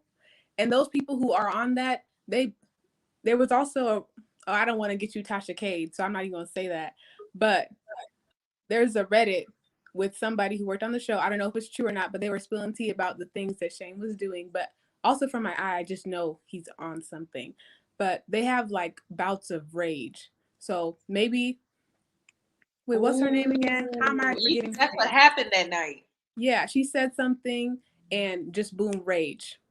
Because I'm thinking they had like a typical little petty fight. It's a little text fight. And I'm thinking, they're going to say, yes, I do, da-da-da. But then when she said no, I'm like, girl, what happened? It had to be something to talk about it. Extreme. Okay. Allegedly. Yes, allegedly. It had to be something extreme. Well, thank you, Naya, for coming up here, girl, because you was still in it. Okay. Yes, you was in back. Okay. Everybody have a good night. Bye. Bye. Ooh, girl, She got us together with that one. Like, wait, what? Well, hello, Miss Pressure Point. Hi. I mean, I'm not looking like pressure now. I'm looking deflated, but it's all good because I didn't think you would pick me. Hey, girl. Hey. Hey, how are you? Girl, I love your energy. Show. Thank you for, pointing out these Pookies and Pookie and Ray Rays. Because we need to know. It's too many of them. It's so a thank lot. you for exposing them. Thank you. What would you like to add to the conversation? We kind of moved over to Natalie and Shane, but if you still want to talk about anyone that we've mentioned so far, go ahead. Nah, Natalie and Shane, we could stay with them. I think he said something that was like he cannot walk away from. Like I think he must have said something about race or something. Like he had to say something to her that was a deal breaker. Because just like you, I was shocked when she said no, but she made the right decision. Because he definitely was on something. The last girl that came on, she's absolutely right. He cannot stay still.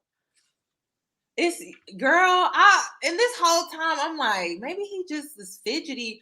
There's a YouTuber on here that he's a therapist that reacted to Shane, and I'm interested to see what he has to say because I'm like, I couldn't figure him out. Like it's giving substance abuse. It seemed like now that she mentioned it, because he has so many highs, lows, and in his and he'd stare off to the camera. He'd be like, yeah, mouth all down. It's like, what? Come on now. Like he looked presentable, but he was not.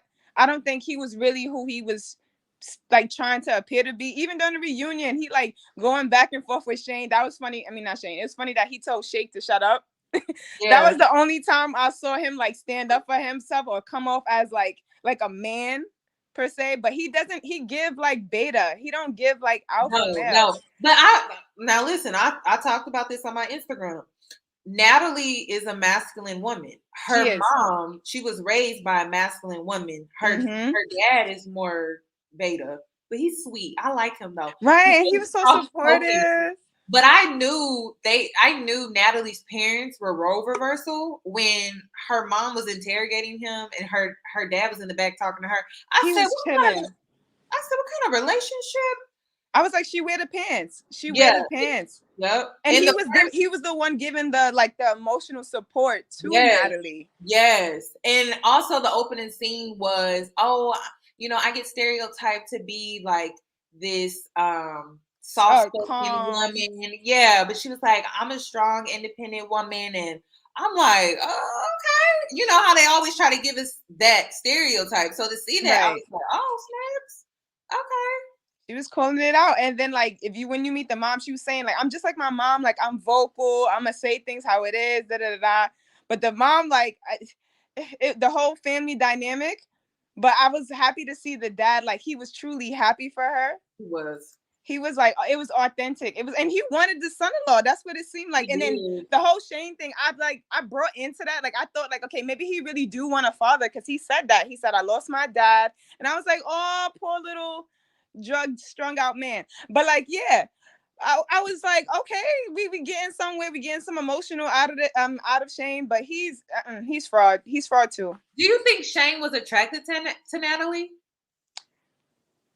I think he was attracted to what she represented. She represented status. She had her own, you know what I mean? She didn't need him. She, you know what I mean? She had everything all together, and like she seemed, like you mentioned, like more masculine than Shane. Like let me tell you the red flag for me. When he was like, when they spoke about finances, and he was like, well, I just kind of, I kind of just take risk. Yeah, he's gonna spend that lady all her money. He was gonna make her broke. As soon as he said that, I said, so you're not financially stable. Yeah. But I'm like, you know what? I don't even think she cared. But the fact that she had to bring it up, then like that's a man, like, I think that's a guy thing to do. Like, okay, I just want to make sure like you good. Like, do you own any student loans? Like what's up? Like, no, like she had to bring it up because I think if anything, she was being cautious. Like maybe she was thinking prenup or something. I don't know. But I'm happy she said no to him. I was ecstatic. I was like, you know what? You smart. Even though I was shocked. Even though I was just so shocked. I was happy that she said no. Me too. Yeah. Like we needed to see that. Yes. Women, girl. Like throughout this whole season, except for Iyanna, right? I was very proud of the women. Rule on number the show. one, never. She will be number 2 for eternity. I'm sorry to cut you off, girl. But like the worst thing after the internet is national TV. And that's gonna always your kid. If they do have kids, they're gonna be like, Mommy, why did you want to be number 2 again? Like, why did you settle? You know what I wanted? I wanted women empowerment to be the title of overall, that show. You know, overall. Because if Iyanna would have said no, girl, I thought she was going to, but that's what they was making it seem like, that she was gonna run away. Nope. I was like, she really said yes. She really settled. Yeah. She settled. And I was like, oh my gosh. I was like, oh my God. And to me, I felt like there could have been there was just a major like silent like shift for us women would have happened. Because the thing that really stuck out to me with Iyanna was supposed to be so understanding and reasonable about how Mallory and Jarrette had their little, fling, whatever that was. But Sal was upset. He said he felt disrespected. And I'm like, so Iyanna, why didn't you feel disrespected? If Sal felt disrespected, the conversation happened and it affected the both of y'all. Why do you feel like, oh, well, it made me realize that I need to work more on myself? And I'm like, girl, this man gonna abuse you if you keep feeling like it's always you. And he'll start to manipulate her in a way to make her believe that it is. And then she gonna keep going to therapy. She gonna keep going to counseling. And this is why, like, if you ever sit down with a man and you start talking about your trauma, he's gonna weaponize that. He can weaponize that and use that against you. So it's just, I'm not saying your spouse should never know, just not in the beginning, because you just don't. You don't. And you could be used. And like for the most part, like he knew he had her. Like they came off as homies in the beginning. Like it was kind of like, oh, you see a girl around the way and a boy around the way. Like that's what it was given. It was given like, okay, we like each other, but like we probably know that it won't go nowhere. But then it went somewhere. And I was just like, you are beautiful. And I love that she was like, no, I'm gonna finish school. Like she let him know from jump. And then the fact that he was like, he felt a little bit of a way that like he was like, oh, I might have to support her through grad school. What do you think as a husband you was gonna do? Girl, no. It wasn't even just that. It was like, sir, now if you wasn't going out all week and you wasn't staying out till 6 a.m. in the morning, they kind of dragged that though a little bit. You could afford to support her to get her through school. True. But again, true. These black men out here, they lack foresight. It would have benefited their union if he would have supported her through that, so that she could get her master's degree. It would have improved and bettered the family. More income. Together. Girl, I wasn't thinking that, but I bet for Mallory, he would have showed up as a man. I said the same thing. I was like, if it was Mallory, he would have been like, no problem, babe. No problem. And that's another thing. You gotta watch forever. Not that she has to watch, because she could just be like, I don't want to. But now you're gonna always be reminded, right? That like you were picked as number 2 on national TV. And I was like, her parents seem uplifting. I wish they just would have told her, like, I'm not gonna lie to you, sis. It's looking like you settled. And she did. Like she could have found somebody way better than Jarrette. They both settled though. I don't get it. Oh, I wish a man would tell me. I mean, I'm not gonna lie. He get a little bit of kudos because he was gonna use that gift of gab of his. He get a little bit of kudos, but like being transparent and letting her know. But there's a lot of things he didn't let her know. Like they told her about the conversation, but they didn't tell her how the details went down. Jarrette, the thing that I don't like about Jarrette, okay, is like this whole honesty thing and I'm so transparent and I'm upfront and da-da-da.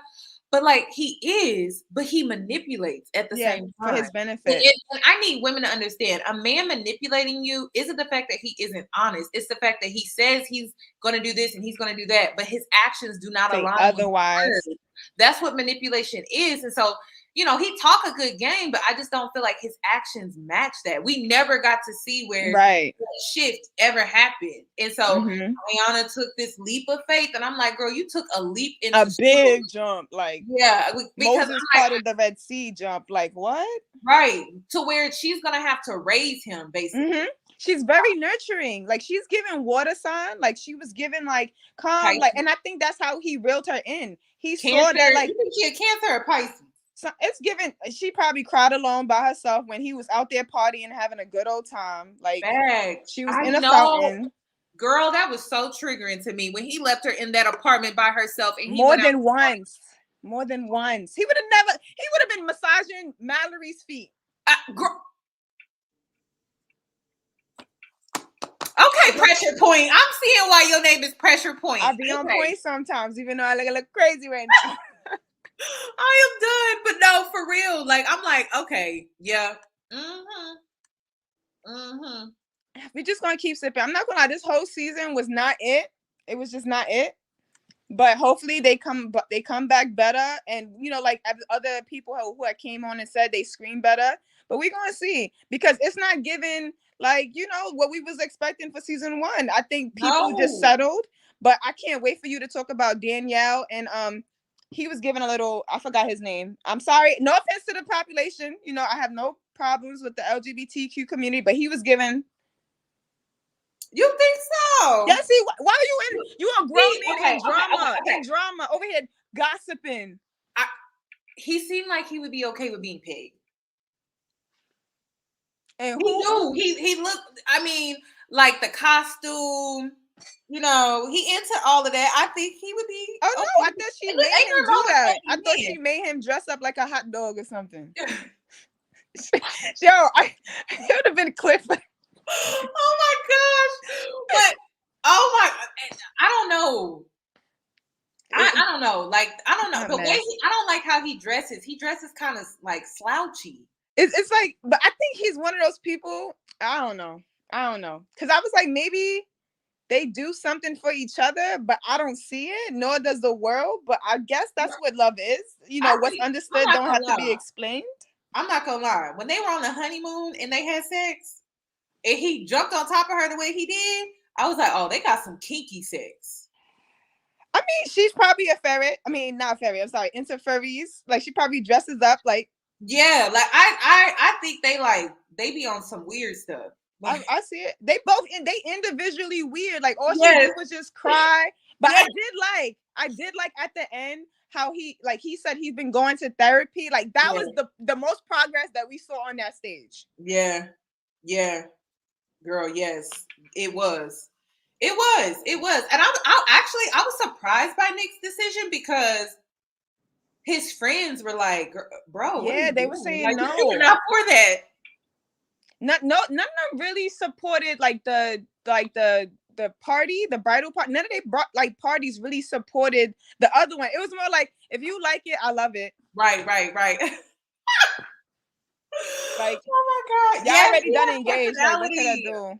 You have a lot of personality, sis. I love it. It's a pleasure. Thank you for having me, love. You're welcome. You enjoy the rest of your night. You too. Bye. Okay. Who we have up next? Miss Marvelous. Hey, Yoni. How are you, sis? I'm what good. would you How like are to you? add to the conversation? First of all, you are gorgeous. I am loving the new look. Thank you. Thank you. Yes. And hello to the ladies in the chat. It's your girl, Marvelous Am. You know, creeping on the low. For real. I got tired of being a keyboard gangster. So oh my gosh. When I saw you were live, I drove home so quick because I wanted to add my 2 cents. Girl, Let's go back to Jarrette. Okay. What you got to say about Jarrette? Mr. Bed on the Floor. What was so funny about him was, and I think it was mentioned in the chat, I was like watching the whole situation go down the pods at first, and I really thought Iyanna was his first choice because of that whole trauma bonding, like you were mentioning before. And for some reason, it wasn't until Mal said she owns a couple investments and she has property, that I feel like the twinkle in his eye like lit up. And he realized, and this is before we seen his home, you know what I mean? So I feel like something about him, like when I'm listening to a man, I listen to a few things. And I know the men in this chat, they're probably gonna like, you know, find an issue with this, but I listen to what a man does and how he carries himself and what he owns, right? And like, or like, you know, just his vibe.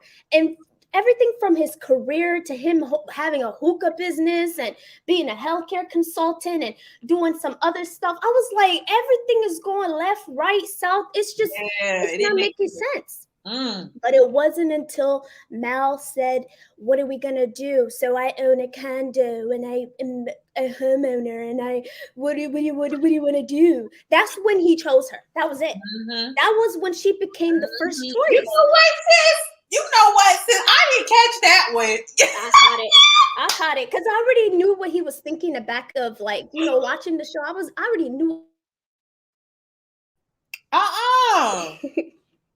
Sorry, our connection might be bad, but I was just gonna say I already knew what he was thinking in the pod. Like Iyanna, she, you know, like as soon as he seen her, like I just knew he wasn't, how she looked was not what he thought. You know what I mean? Like we know Iyanna is normally like an African American name, and I'm speaking from also, by the way, I'm African born in America, so I just want you to know, like culturally, I understand the name Iyanna is very historic. Right. So for him, like his preference, it was not on Iyanna. Let's just keep it real, you know. So that was it. I just wanted to say that first and get it out the way because of the fact that like I didn't like the way they started their whole relationship based off of trauma. I love Iyanna so much and she deserves the world. And you could just tell like, you know, that she never really we're the same age too. She's 27. I just felt like she just needs a little bit more healing. She really needs more therapy. Well, girl, you came in and you kept it real. Yes. Yes. Okay. And then going back to Shane, or who are we on? I'm sorry, I want to respect your show. Well, no. You can do any of the couples at this point. Okay, good. Shane, he's a straight up crackhead. Okay, that's just where we're gonna leave it at. He's doing something. He snorted a couple lines. Because, like, if you look at the compilations on TikTok or just on YouTube of, like, things he was doing, even at the reunion, his reactions and the way he was jittering, I just didn't appreciate it. And I find it highly offensive to associate him with ADHD. He is a self-proclaimed crackhead. We already know. And I know him and Shayna smashed because let me tell you why. Let's go back. When they were in Mexico, why did Shayna want to be by herself? How come she didn't want to be, you know, all about it like she was in the pods? You know what I mean? She was all about it in the pods, talking about what she was wearing with Shane and everything, getting all sexual. But then when she got around Kyle, she wanted to be all Jesus-like? No. No. She wanted the room to herself, if you know what I mean. Mm-hmm. I be peeping. But I was really trying to give this man the benefit of the doubt because I'm like, okay, like maybe he's on like some new medication and like they, you know, maybe they have his dose too high. Because I've gone to school with majority white people, so like that was so common for me to see. Like some kids would be like behavior, but they would just be shaking, like him. Yeah, similar. So like they would just be like, right. They would just be real weird. They would just be like real jittery, and it's like, oh, my doctor has me on some new medication. So like I grew up seeing that, but now that I'm thinking about it, I'm like, maybe he was on something stronger than that, you know. He gives pyramid scheme vibes as well because Natalie was really the only one that had, in my opinion, like a stable career. She led with her career in the beginning. She mentioned she was a consultant. And I know how the consultant life is like. It's very fast paced, but also in corporate America in general, like you are judged by like who's your partner. Like if you're not married, you are seen a certain way. So I'm happy that he would not be able to hold it down, sis. He would not be able to hold it down in front of executives. Oh, sorry, my hands are sweaty. Sorry. Oh my god!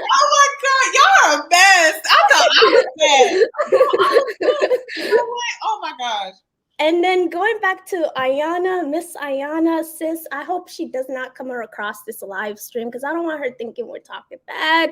But like, she is going to have to watch her shoulder for the rest of her life. Girl, you ain't lying about that. Nope, you ain't lying about that. I'm sorry, you are not lying about that. No, forever. ma'am. And like, I wanted to be happy for them. Like, trust me, like I really did. But it was just all the red flags that I noticed, especially when I seen his apartment and he had a barbershop situation going on in the living room. You know, the cat, there was no food in the fridge, you know, the refrigerator, everything was empty. The bed was on the ground. I feel so bad, you know. I'm sorry, but when I saw her at the reunion, she looked stressed. She looked aged. Compared to when we saw her on the show, she looked young. She looked youthful. She didn't look tired. She looked tired as hell. Please speak on that, because I noticed that, but I didn't want to like. I wanted to be respectful, you know. Right. That's why I didn't say nothing. That's why when I saw that she said yes, I was like, I'm just not gonna say nothing. But since we having this conversation, we see a different woman on the reunion than we see at the pod during the pause and stuff like that. She just seems more youthful and young and like pure and just innocent. And then when we saw her at the reunion, she just looked tired. You know, she looked like she aged a little bit quick. Yeah. You know, and so that's what stress do to you. Let me tell you something. That's what stress does. No, it does for sure. I mean, you know, like I can't even believe I'm saying this, but like, I was in a long distance relationship, and I remember how it made me feel like when I was in a stressful environment, trying to figure out like, what are the plans? What are we gonna do next? What's next? Like, always asking what's next. Right. And you know, him not being able to provide that. Women, especially when you've been victimized at such an early age, like you want to have security. And no shade, but Jarrette just never provided that. No. And I hope that Black men are like watching this live right now, they could take notes in general. Just understand that, like, if you don't have a sense of security for a woman, you can't provide that from the first, like from the initial jump. Like when you think back into the pods, he wasn't even really, my red flag was he wasn't even really trying to like nurture her. Like, not, of course they can't see each other, but he didn't offer any affirming words. Like, I'm sorry that happened to you. You didn't deserve that. You seem no, like it was more so you strong. You strong. Yeah, well, I got shot too, and nobody visited me in the hospital, and I got stabbed. What was that about? What? It was like, so are we comparing our trauma here? And that's why, listen to the Afro Americans, and I mean, like, it doesn't matter where you're from, right? Just make sure you're not doing that, because that's basically what we get into when we get with these men, and we're like, well, I went through this, and then they be like, well, I went through this, and it's like there's no nurturing what we went through. We just keep comparing what we went through, and that doesn't create a healthy relationship.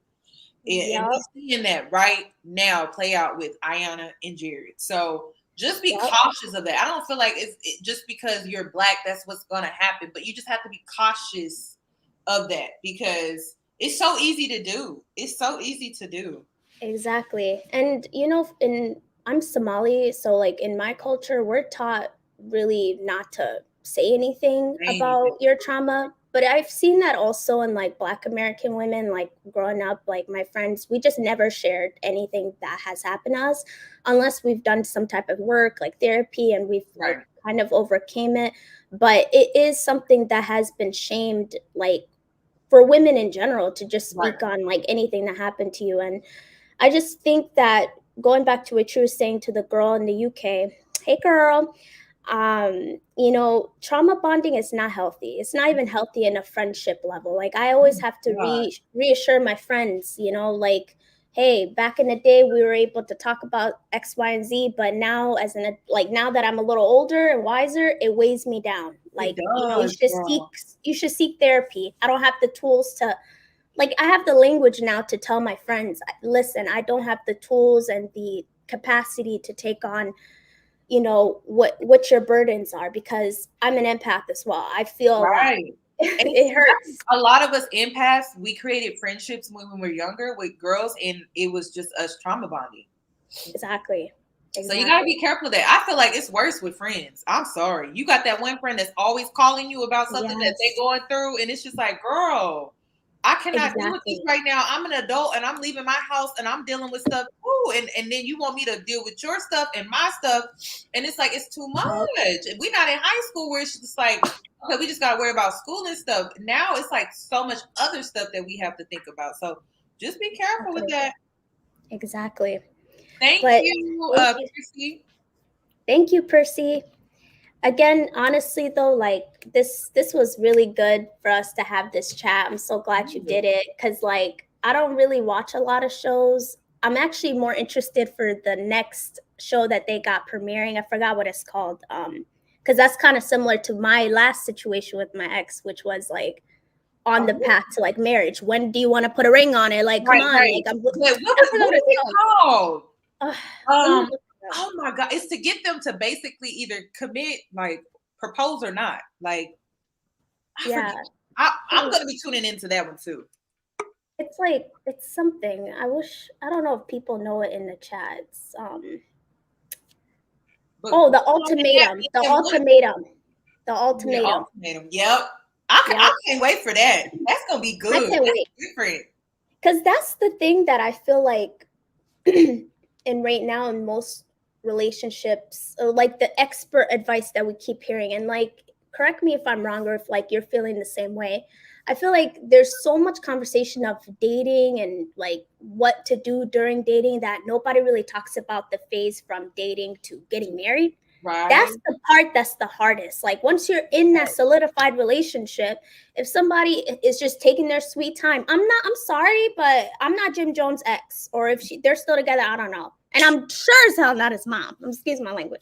I'm not his mom, and I'm not his Chrissy. Is that her name? I'm not gonna be in that 15-year long. And I've heard you do videos on this about the I forgot what it's called in certain states where they just like the relationship just common law. Yeah, no common nothing. No, the only common in law that I have is that let's go down to the courthouse, or let's, have our solidified wedding. Let's go to the mosque. Let's go to the imam. Let's solidify it. Listen, ladies, listen, ladies, it's not about really the wedding or the marriage. It's about you cooking every day for this man. You doing his laundry every day for this man. You need to put your job title on freaking paper. Because last I checked, cooking every day, doing a man's laundry, keeping a home clean, that's work. And you know who's getting that for free? That man. And you know who's not getting on paper? You. Exactly. You gotta go get that laundry, the meals that you make, the home that you keep. You need to get that on paper, because ain't nothing in life free. And these men need to start paying up, and it starts with that marriage contract. That's all I gotta say. And that's what they fear the most, Like I was just gonna say, like, forget even just the big marriage. If you want to have like the big wedding, that's totally fine. But like marriage is a protection. And that's why this show was very important as well. Because like, some cultures, they do arranged marriage. So that's like how I saw this show, Love is Blind, is kind of like an arranged marriage, which was cool. But the thing is that a lot of people fear, and I'm not going to say people, I'm going to just say like the red pill and like the MGTOW, whatever those type of communities are. I get the whole improvement and self-improvement, work on yourself, but there's a time when you just have to like put your head up and look around, look at the world around you. Everybody came into this earth.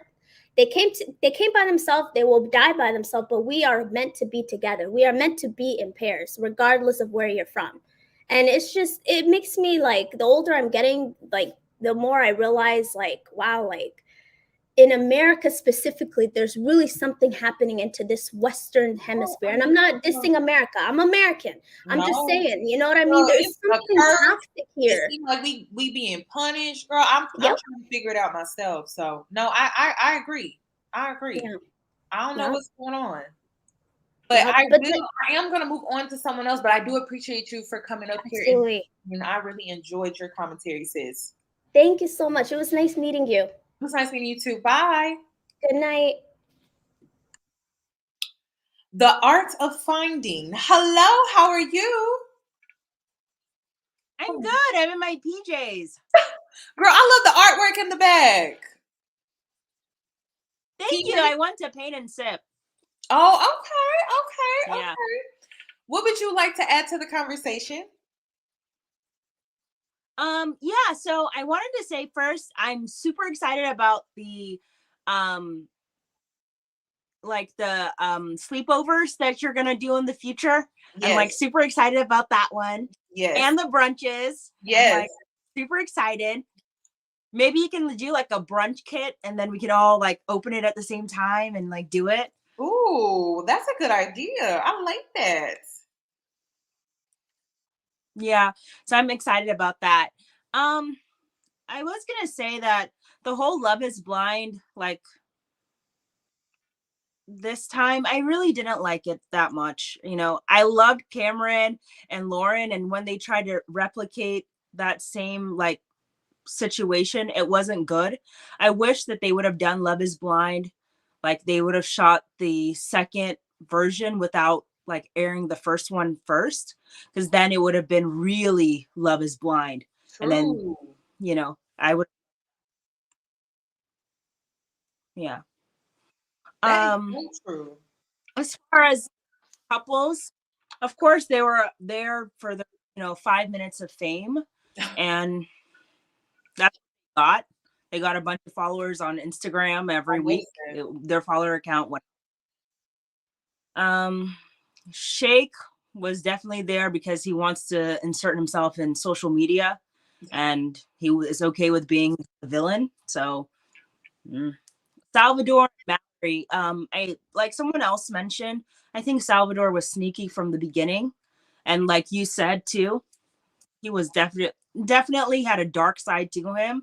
He just pretended. And Mallory also, I just feel like based on the cards that she was dealt with Salvador, it made her look like the bad person. Like even the way he interrupted her, it was just like you could see a little bit into the relationship. He felt like he wasn't heard. He wasn't heard because he didn't want to make himself heard. You know, there was a way to reach Mallory, and Jarrette was able to do that. He needed to also understand that he could have been a better man for Mallory. And if any relationship fails, it's on both parties. It's not just because Sal felt disrespected. You know, why is that? Because Sal felt disrespected. Why didn't Iyanna feel the same thing? And why did she say it with Jarrette? Both couples should have been broken up based on that calculation. Girl, that's what I said. That's what I said. Thank you. I think there's a delay. Is there a delay? I think so, just a little bit. But I was gonna say that Iyanna, she definitely did. You know, she wanted to believe in Black love. This, horrible like thing that's ingrained in us at a young age, and she didn't need it. She didn't need to believe in Black love. She needed to believe in herself. She's talking about people fixing their own personality problems with Shake and narcissists, but she should look into herself. Like everyone else said, she needs therapy. She needs love. She doesn't need someone who reminds her of trauma, someone who's also been in trauma. Yes, Jarrette needs her because he needs someone that accepts him for who he is, or the jack of trade, because he's doing 500 things trying to make money. Oh, let me make a quick hustle here, a quick hustle there. And he's not, has he been able to meet the threshold that he's looking for? Because if he can't continue, this is not sustainable long term. So what all the like little like side hustles, maybe he's watching a bunch of Gary Vee videos and believing that maybe he'll be an entrepreneur. Yeah, he can be an entrepreneur, but I think he has to pick one and continue with it, right? Maybe he's a health consultant and then does barbering, does barbing of people's hair on the side, but then continues doing that and getting to a certain level, and then just sticking with it and building that brand through there. Or he gets someone to help him manage all that he's doing, because he can't just do that all by himself. And Jarrette should help Iyanna. I mean, that's what husbands are there for. They're supposed to help you. Like you just mentioned, Iyanna is probably cooking and cleaning anyway. I mean, what is it that she's going to have more education? So she wants to have more education. Let her do that. Like, that's something that makes her happy. She doesn't have to be at equal parallel with you or at the same level. I'm more of a traditional person, so I don't believe that, yes, women can get the same as men, but it's okay if your wife earns less than you. It's what we've seen for hundreds and hundreds of thousands of years. Men are the breadwinners. It's okay to be the breadwinner. And I think you should understand that and walk into that, become a provider, be the man that of supposed to be. They don't want to be providers. That's the problem. They want 50-50. 50-50 is stupid because it, like, my mom's a therapist, right? Mm-hmm. And she's always, I'd say, oh yeah, women can do anything men can do. And she would always tell me that when I was younger, yeah, they can, but women can do it better. But it's never going to be 50-50, right? This is going to sound really bad. My mom has always said, oh, women should be men that are much older. Not only because of maturity, because women age faster than men. When you have children, when you're doing childbirth, all of those things age you over time. And the men, like, if you ever see a man, like, they can look fresh even in 70 or 80s, and the wife, if they're really close, sometimes she doesn't look that good. But if there's like an age gap, that's good. Because women age faster than men, and it's never going to be equal. Even if the woman is bringing the same amount of money, the amount of work that she puts into that marriage versus what the man brings into the marriage is never going to be equal. It's not. Women work harder. They work harder than men, and they don't get the credit for it. No, I agree. They don't. We never get like, I mean, we're the backbones. We're not supposed to be. We're supposed to be the rib. we're supposed to be the rib. We're supposed to be the helpmate. How we become the backbone? I don't get that. Some people are Societies. saying I don't feel like women age naturally faster. I think women age faster because of their circumstances, their environment, their workload, the fact that they're not getting the help that they need, the fact that they're going 50-50. I mean, stress and being overworked, it will age you faster. So I think if women are supported in a healthy way within a home, no, I don't think that they will age as fast naturally. But if they're resting in their femininity and all that, I've like Sierra, for example. Sierra looks good, and you can tell that she's well taken care of within her marriage just by how she looks. She doesn't look stressed. She doesn't look overworked. It seems like she's able to take care of herself when she needs to, but not when you see other women in their marriages. They look tired, drained, overworked. Sierra is almost 37? 37, and she's older she's older than Russell Wilson. He's 33. So I think it's a matter of the man and how supportive he is of you that can determine how well you age. I think it can make a big difference. Yeah, she's 37, and Russell Wilson is 33. So I don't know about that one. It's just something to think about. Yeah, I think, like you said, it's the environment. And like with raising and lack thereof, having a husband by title, but him not being there to be supportive. Right. I think the lack of support is what ages women fast. Because I mean, when you're single, you only have to worry about yourself. When you get married, you have to do a billion different things. But when you're well supported in a marriage, right, you still have to do all of these things, but you're supported while doing these things, or you get help, whatever the case may be. And so I think that's the determining factor.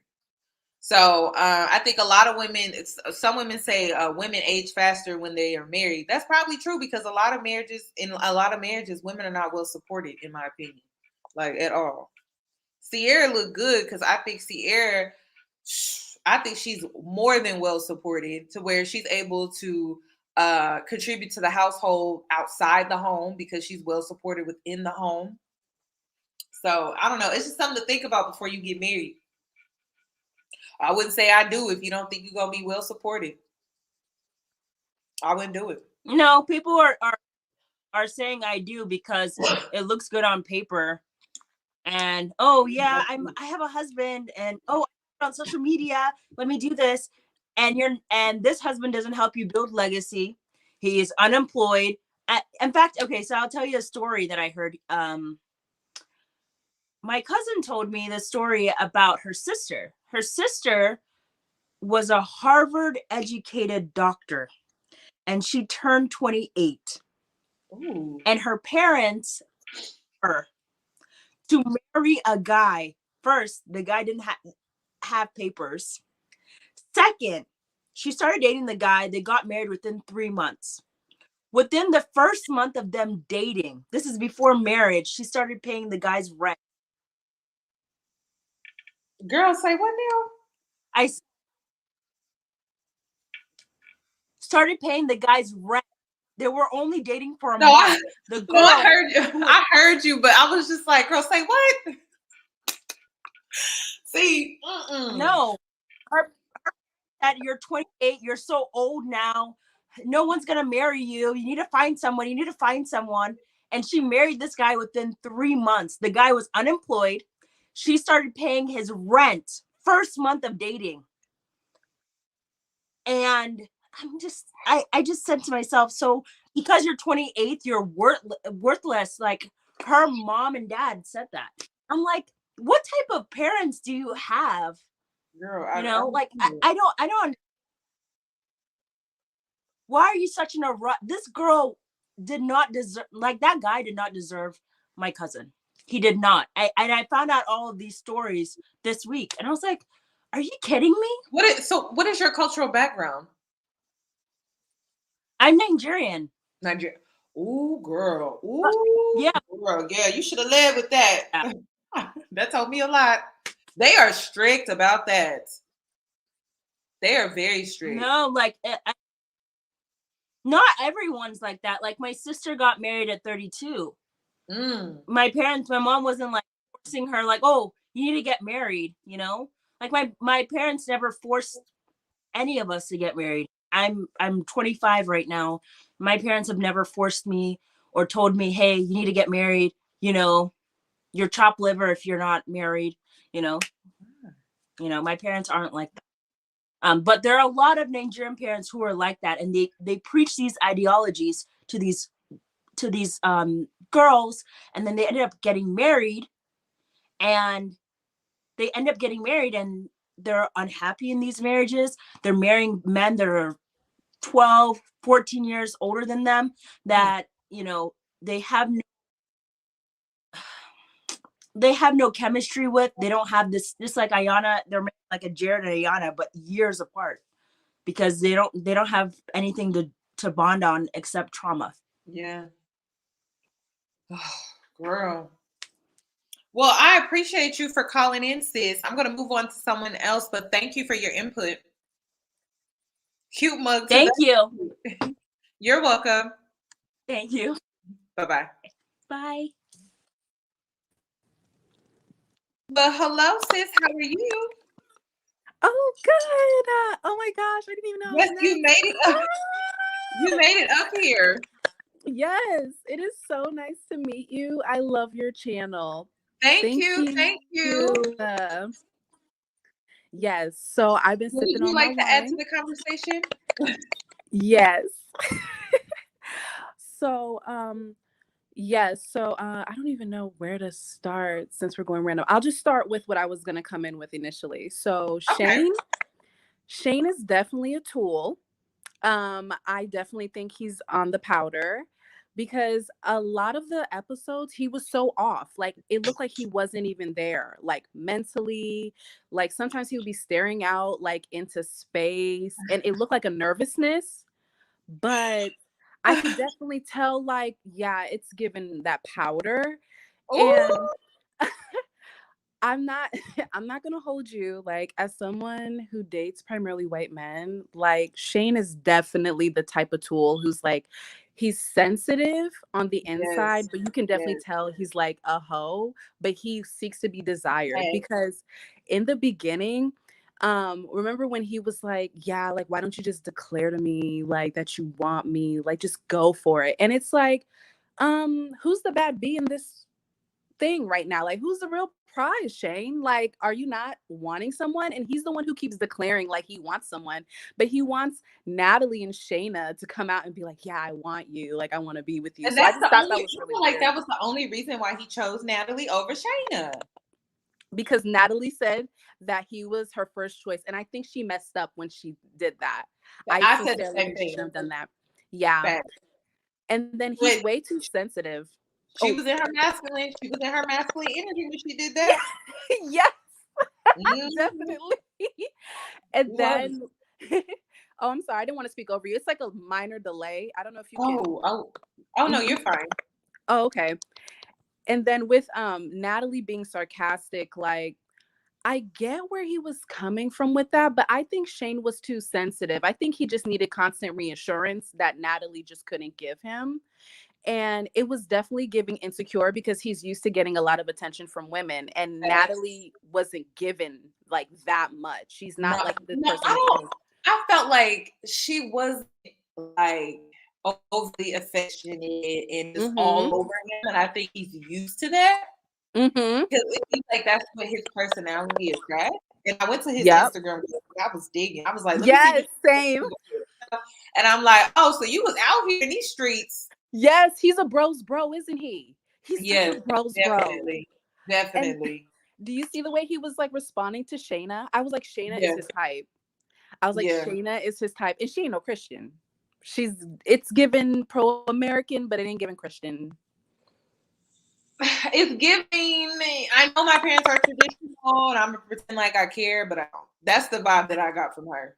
Yeah, I think so too. Because like even with Kyle, like I was shocked that she didn't really want him for the religious part, because Shayna doesn't give me a truly religious type of woman. And I wanted to also mention too how Shayna tried to get to Shane and have that conversation about Natalie. And I was like, "Ooh, is that not some white girl stuff right there? Look at her Girl, trying yeah. to fight." And you know what I found to be interesting was I went on her Instagram too, and I'm like, oh girl, your friend group makes a lot of sense. And then I went to go how she hangs out with her family, and Mhm. I'm like, oh, so you just be. I'm like, Shane does not really. It don't go with your lifestyle aesthetic on Instagram to me. Yep. It seemed Yep. like he's like, I'm sorry, but he's the bottom shelf bread that like so Mhm. many women talk about of the other race. I'm like, he's definitely a bottom shelf. Like, I'm gonna need you to get to the top shelf, sis. 'Cause Exactly. Natalie, Natalie is gorgeous. She definitely gives off this feminine image, but her Yep. personality is very masculine, and she's very dominant and everything, which I think can be great in certain settings. But like for her to get that top shelf bread, I think she just needs to tone it down a little bit. But she Mhm. can definitely get it. She can definitely get it. Yeah, she can. And I feel like Mhm. she is so quick to put too much pressure. She kind of gives a little bit of desperate to me. And Yeah. it's like, girl, you coming with a lot. Like, Yeah. relax. You got this. You got this. You Yeah. cool. And there Yeah. wasn't really a lot of like good options on the show to me. Cause even with Nick, he's given too feminine for me. There's not And one man on that show that I would have chose. I'm Yep. sorry. Yep. It wasn't giving. Like, I'm happy for like Nick and old girl for finding, but she's kind of manipulative. I feel like she's kind of like off. But Girl. I kind of like understand because she's severely traumatized, especially like, having lost so much weight. And that could really mess with a woman's mind, especially when you see like men treat you 10 times better. Girl, I'm in That'll throw any therapy. woman off. Yes, that's why you need to go to therapy. You need to stay in there for a while because you need to talk to your therapist about the treatment and how you're treated so differently and the fear of gaining weight back. You got to talk to Exactly. Yep. Right. Right. Mhm. And so I kind of like got their situation, but he was given too much like gossip girl. And I feel like he has some hidden like trauma when it comes to like his family and his parents' divorce. Yeah, So when he girl. came out, his mom was kind of weird. Yeah. And I was like, okay, His, energy. I felt like the energy with his family was off. It was so off. Yeah, I didn't like it. I'm like, okay, like this whole time you was worried about meeting her parents, but you should have been worried about her meeting your parents. Like Right. your mom. Like that's how I kind of felt for the family. Yeah. But I don't know. Danielle's annoying to me. Every time her scene came on, I'm like, girl. She would create problems. I'm like, girl, there's nothing going on. There's nothing wrong. Like, why are we creating problems? You stressing me out. I'm watching this for entertainment and I'm getting stressed out. Every time her scene would come on, I'll be like, pause, we gotta take a break. I gotta go. I'm gonna go run to the store real quick. Because she was just too much. I'm like, she was a roller coaster. Oh she my was God. a roller coaster. Especially she's like, I there's always somebody gonna be better than me, and da-da-da. No, she was like, there's always gonna be somebody like, better than you, and I just want to make sure, like, girl, you can't worry about that. You just gotta be in for the ride. And maybe it's the Aquarius in me. Like, we take relationships real smooth sailing if we get y'all there. different. Aquarius is y'all cutthroat, literally. Like y'all cut somebody off and be done with them. Like I've never met you. I don't even know who you are. Yeah. Oh yeah. I don't even know that man. Sorry to that man. I don't even know. That wasn't even me. Like, does that even sound like me? That don't even. That ain't even me. For real. But I wanted to also comment on your comments about Iyanna and Jarrette. Like, everyone before me was on point. Yes, they were. I wanted to add how there was a part when he was talking to Mallory and he was like, yeah, I just imagine, like, dark hair and this, that, and the third. I said, oh my gosh, he's really out here with that. Oh my gosh. Yeah. And like, the reason why I was so upset was because Iyanna was so genuine. And I agree with Marvelous when she said that I thought they was going to be the ones, because I was like, oh, okay, they're bonding. They're so into each other. The conversation's smooth.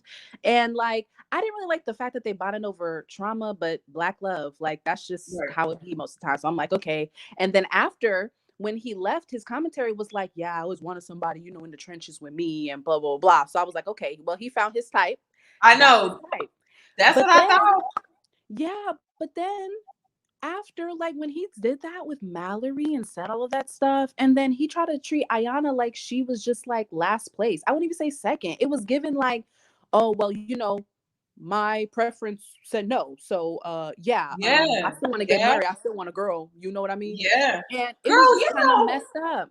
When you put it like that, it's so evidently clear. Because, oh my God. And that's, you know what?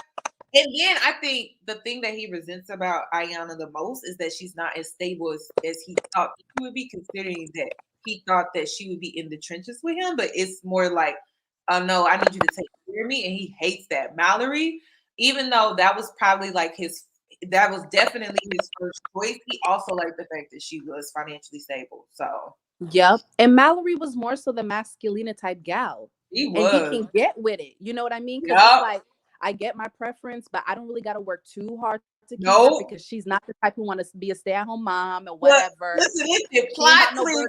But listen, plot twist. I dated men like Jarrette before. Girl, tell me more. I'm like, yes.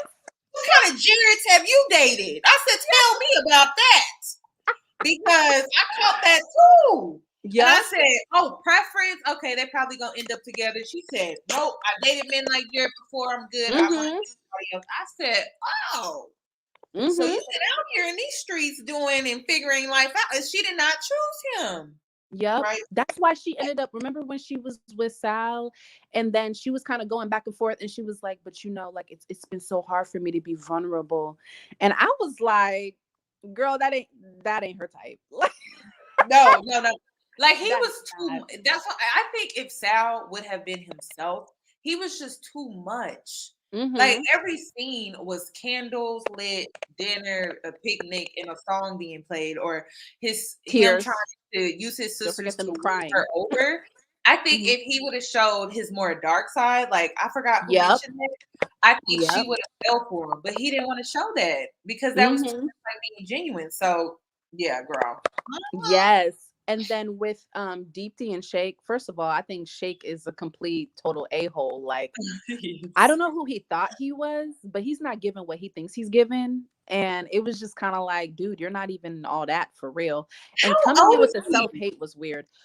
He's 30 something because I think him and Deepti were around the same age. He's in his 30s though. He too old for that. Okay, Yes. And you see the Shake to me is men toxic red pill and toxic manosphere here on YouTube. That's what I get from Shake. Like he is that. Like that is who he is.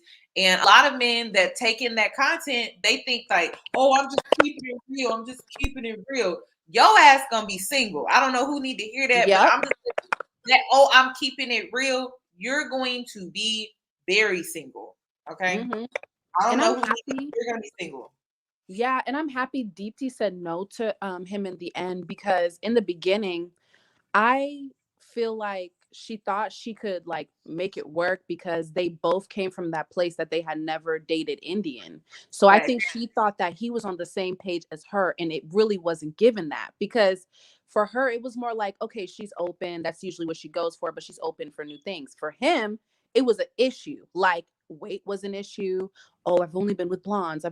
Didn't he say blondes or white, whatever? But he's only been with white women, and so like just trying to do this whole like, well, I'm trying to figure out what you look like, even though this experiment's supposed to be like bonding over not what you look like, trying to find true love. And that's the reason why with Iyanna and Jarrette, like I was so upset how Jarrette did Iyanna because Iyanna would have been the one because she was genuinely looking for love. She's a genuine and beautiful woman. She's educated. I mean, she's so well-rounded, you know, she comes from such a good family. And Jarrette, you can definitely tell he's giving Playboy because when he was talking to his ex, I feel like Iyanna should have hung it up right there. Girl. Like, I mean, the girl had so many red flags. By the end of the show, she had collected a good amount of red flags. I'm like, yep. After I saw that, I turned it off, girl. I was like, I'm done with this show. I didn't even know there was a reunion. That's why I got so upset. I turned it off. I said, I can't even watch this no more. This is ridiculous. I said, one girl failed all of us because you needed to say no. Yeah. But I do have a question. Do you feel like he sees her differently now? Jarrette? Iyanna. Like, do I feel like Jarrette sees Iyanna differently? Do you feel like he sees her differently now? Like he has this whole act like he sees her differently now, and you know, this woman is for me. And heck no. Heck no. Okay. And you can tell because during the reunion when they replayed Mallory and Jarrette, and when he was like, yeah, you know, I should have been better about it. He looked down and then he looked up. That means he's lying. He don't feel that way. Ooh. That body language, and he moved closer to her as in a way to reassure her that that's how he felt because he don't feel that way. He doesn't feel that way at all. And as a matter of fact, how much you want to bet during that time, I'm sure they didn't show it, but I'm sure he has Mallory's number in his back pocket somewhere and they be chatting. Like, no, that man be going out with his homeboys and you in the house. That should have, and Girl, you know, there's nothing wrong with that. Like, you know, those type of men can show you new things, but Jarrette is given like, player. Yeah. Like he be texting women when Iyanna's studying and sleeping at the library or some stuff. Right. No. And so that's why I felt so bad because she deserves so much more because she was one of the few women that were actually like well put together. Yes. And sound. Like, girl. Because Shayna, she was just too messed up. I don't even feel like Kyle was necessarily a narc. I think, you know how like some dudes, because you're the best that they can pull, and they're like, oh. That's fact because when he saw her, like his whole energy changed. Yeah. Yeah. He didn't think she was so hot. And he was like, oh, well, I'm not going to pull better than this. Let me go get at her for real. Yeah. And it was Shayna who was like, well, you're not a Christian. Right. She used that. Listen, Shayna used that religion as a crutch, girl. Just say you're not attracted to this man. The connection ain't here. He's too young for you. Yeah. We all knew what it was. I don't even know why she played herself like that. Yep. And I think too, like, even when she circled back to Shane, when she was trying to come at Shane talking about everyone can see that your connection with Natalie is fraud or whatever. And I said, ooh, she coming in for the kill, because how much you want to bet, and this is just my like personal views, I think Shane, had Natalie not been Asian, if she was like that okay white girl like Mallory, I feel like he would have dropped Natalie. I sincerely feel like that. I think Natalie, that Asian gave her, huh? I don't think you're lying about that at all. Yeah, I think honestly, I think he was really into her, because remember when he was like, they were doing it after they had done doing it, he was like, yeah, she's a little bit sassy, because to white men, like they feel like Asians are very submissive and stuff. Yeah. And so I was like, ooh, that's why, because Natalie knows she got it. That's why I was like, I don't know why she putting so much pressure on the dude. Listen, Like, stereotypes were all up and through this show. It was all up and through, even from the white man, like you just said, the white man's perspective on why he chose the Asian woman over the white woman girl. Yep. And then the black man wanting to choose the white Latina over the half black and Mexican girl. And I don't, and then Nick wanting to stick to the white girl, Exactly. The stereotypes were all up and through it. Okay. Yep. And he got excited that Iyanna was light and mixed. Yeah. I'm pretty sure he thought Iyanna was black, because when he was trying to put all that ride or die stuff on her, trying to talk about her resilience, like the first thing a man should do when you know that a woman has been through that much is to seek to want to protect her, and want to be that better person. I thought Mallory was a white Latina. She's Latin and Polish. Oh, okay. That's how she got that look. She has like that dark hair, but she does look a little bit Italian European type. She looks Eastern European. Yeah. Because I was like, she's definitely mixed, because she looks very different. Okay, that makes sense. Because I'm like, she definitely, I see the Polish in her then. Yeah. I see in her face. Okay. That's why she got that that dark white hair. You can see the Latin, but her face is giving Eastern European. Right. Okay, so she is white. Okay. Yep. Wow. That's why I was like, you know what? Jarrette definitely was with her, and he was too far on her. He really disrespected Iyanna. I didn't like how he was moving, because I just feel like you should be close to your girl, especially when you already admitted to her in the pods that you wanted her to be like the first in line, Mallory. I was like, he is horrible. He's horrible. I'm being honest. I'm being transparent. Yep. And it's just manipulation tactics to make Iyanna have some type of fake reassurance. So I'm just hoping, if Iyanna comes across this video, girl, if you stay with that man, I just hope you cheat, because he ain't never gonna see it coming. And just make sure you get a better man, babe. Don't have a baby if you can. Keep it 5 years plus. Okay. Keep it out. Push it out. Girl. But yeah, I'm not gonna take too much of your time, Yoni. I appreciate you so much. Thank you so much. Thank you for coming up here and giving your input, sis. I enjoyed it. Yes, you're so fun, and I appreciate all your content. You have a nice one. Thank you. Bye-bye. Okay, you guys, I'm sorry, but that is the last caller, y'all, because I've been on here for 2.5 hours. We're gonna be doing this more often. So if you didn't come up here or you didn't get to get on tonight, okay, we're gonna have sleepovers and brunches and all of that. So this is just the beginning, but and we may start doing like sleepovers or brunches targeted around different shows. So if you didn't get to come up here regarding this show, there will be another one. But yeah, I enjoyed this. This was fun. I'm trying to think. You guys, I'm gonna be disappearing from YouTube for like I haven't decided. I know I'm gonna do a week. Will I do 2 weeks? I'm not really sure yet. But your girl is burnt out. I'm burnt out. I need a break. But I will be posting on my secondary YouTube channel my vetting video. I'm trying to get that edited, but my camera was in and out of focus the whole time. And so I'm trying to edit it to where you can't really see how it kept going in and out, in and out, in and out. And it's so annoying. So, yeah, I leave for vacation. Well, to celebrate my birthday is on March the 23rd. So I'm kind of just going to tie it all into one. And I leave March the 22nd. But I may take off the week before as well, just to get a really good break in. But when I come back, We're definitely going to do more lives like this because I really enjoy interacting with you guys. So, I would love to do courtship. Yes, I haven't seen the first episode, but I would love to do courtship next. So I will be looking out for that. Yes, the brunches will be virtual. So, bring your champagne or just some orange juice or whatever you would like to bring, some cranberry juice, girl, some tea, whatever you want to drink. Coffee is good too. And this will be more so during the day for brunch. Sleepovers will be for nighttime. So you can pick your topic or you can vote for a topic and then we'll make the live about whatever topic you choose. So on that note, if you could give this video a really big thumbs up. I think this is my last video that I had planned before my break. I'm pretty sure. If not, you guys will see. But if you don't see me on here, you will see me on Instagram and I'll keep you guys updated. But give the video a really big thumbs up. I really enjoyed tonight's live and I will see you guys either in a week or 2 weeks. Okay, guys. Bye. You guys have a good night. Oh, wait. Thank you for the super chat.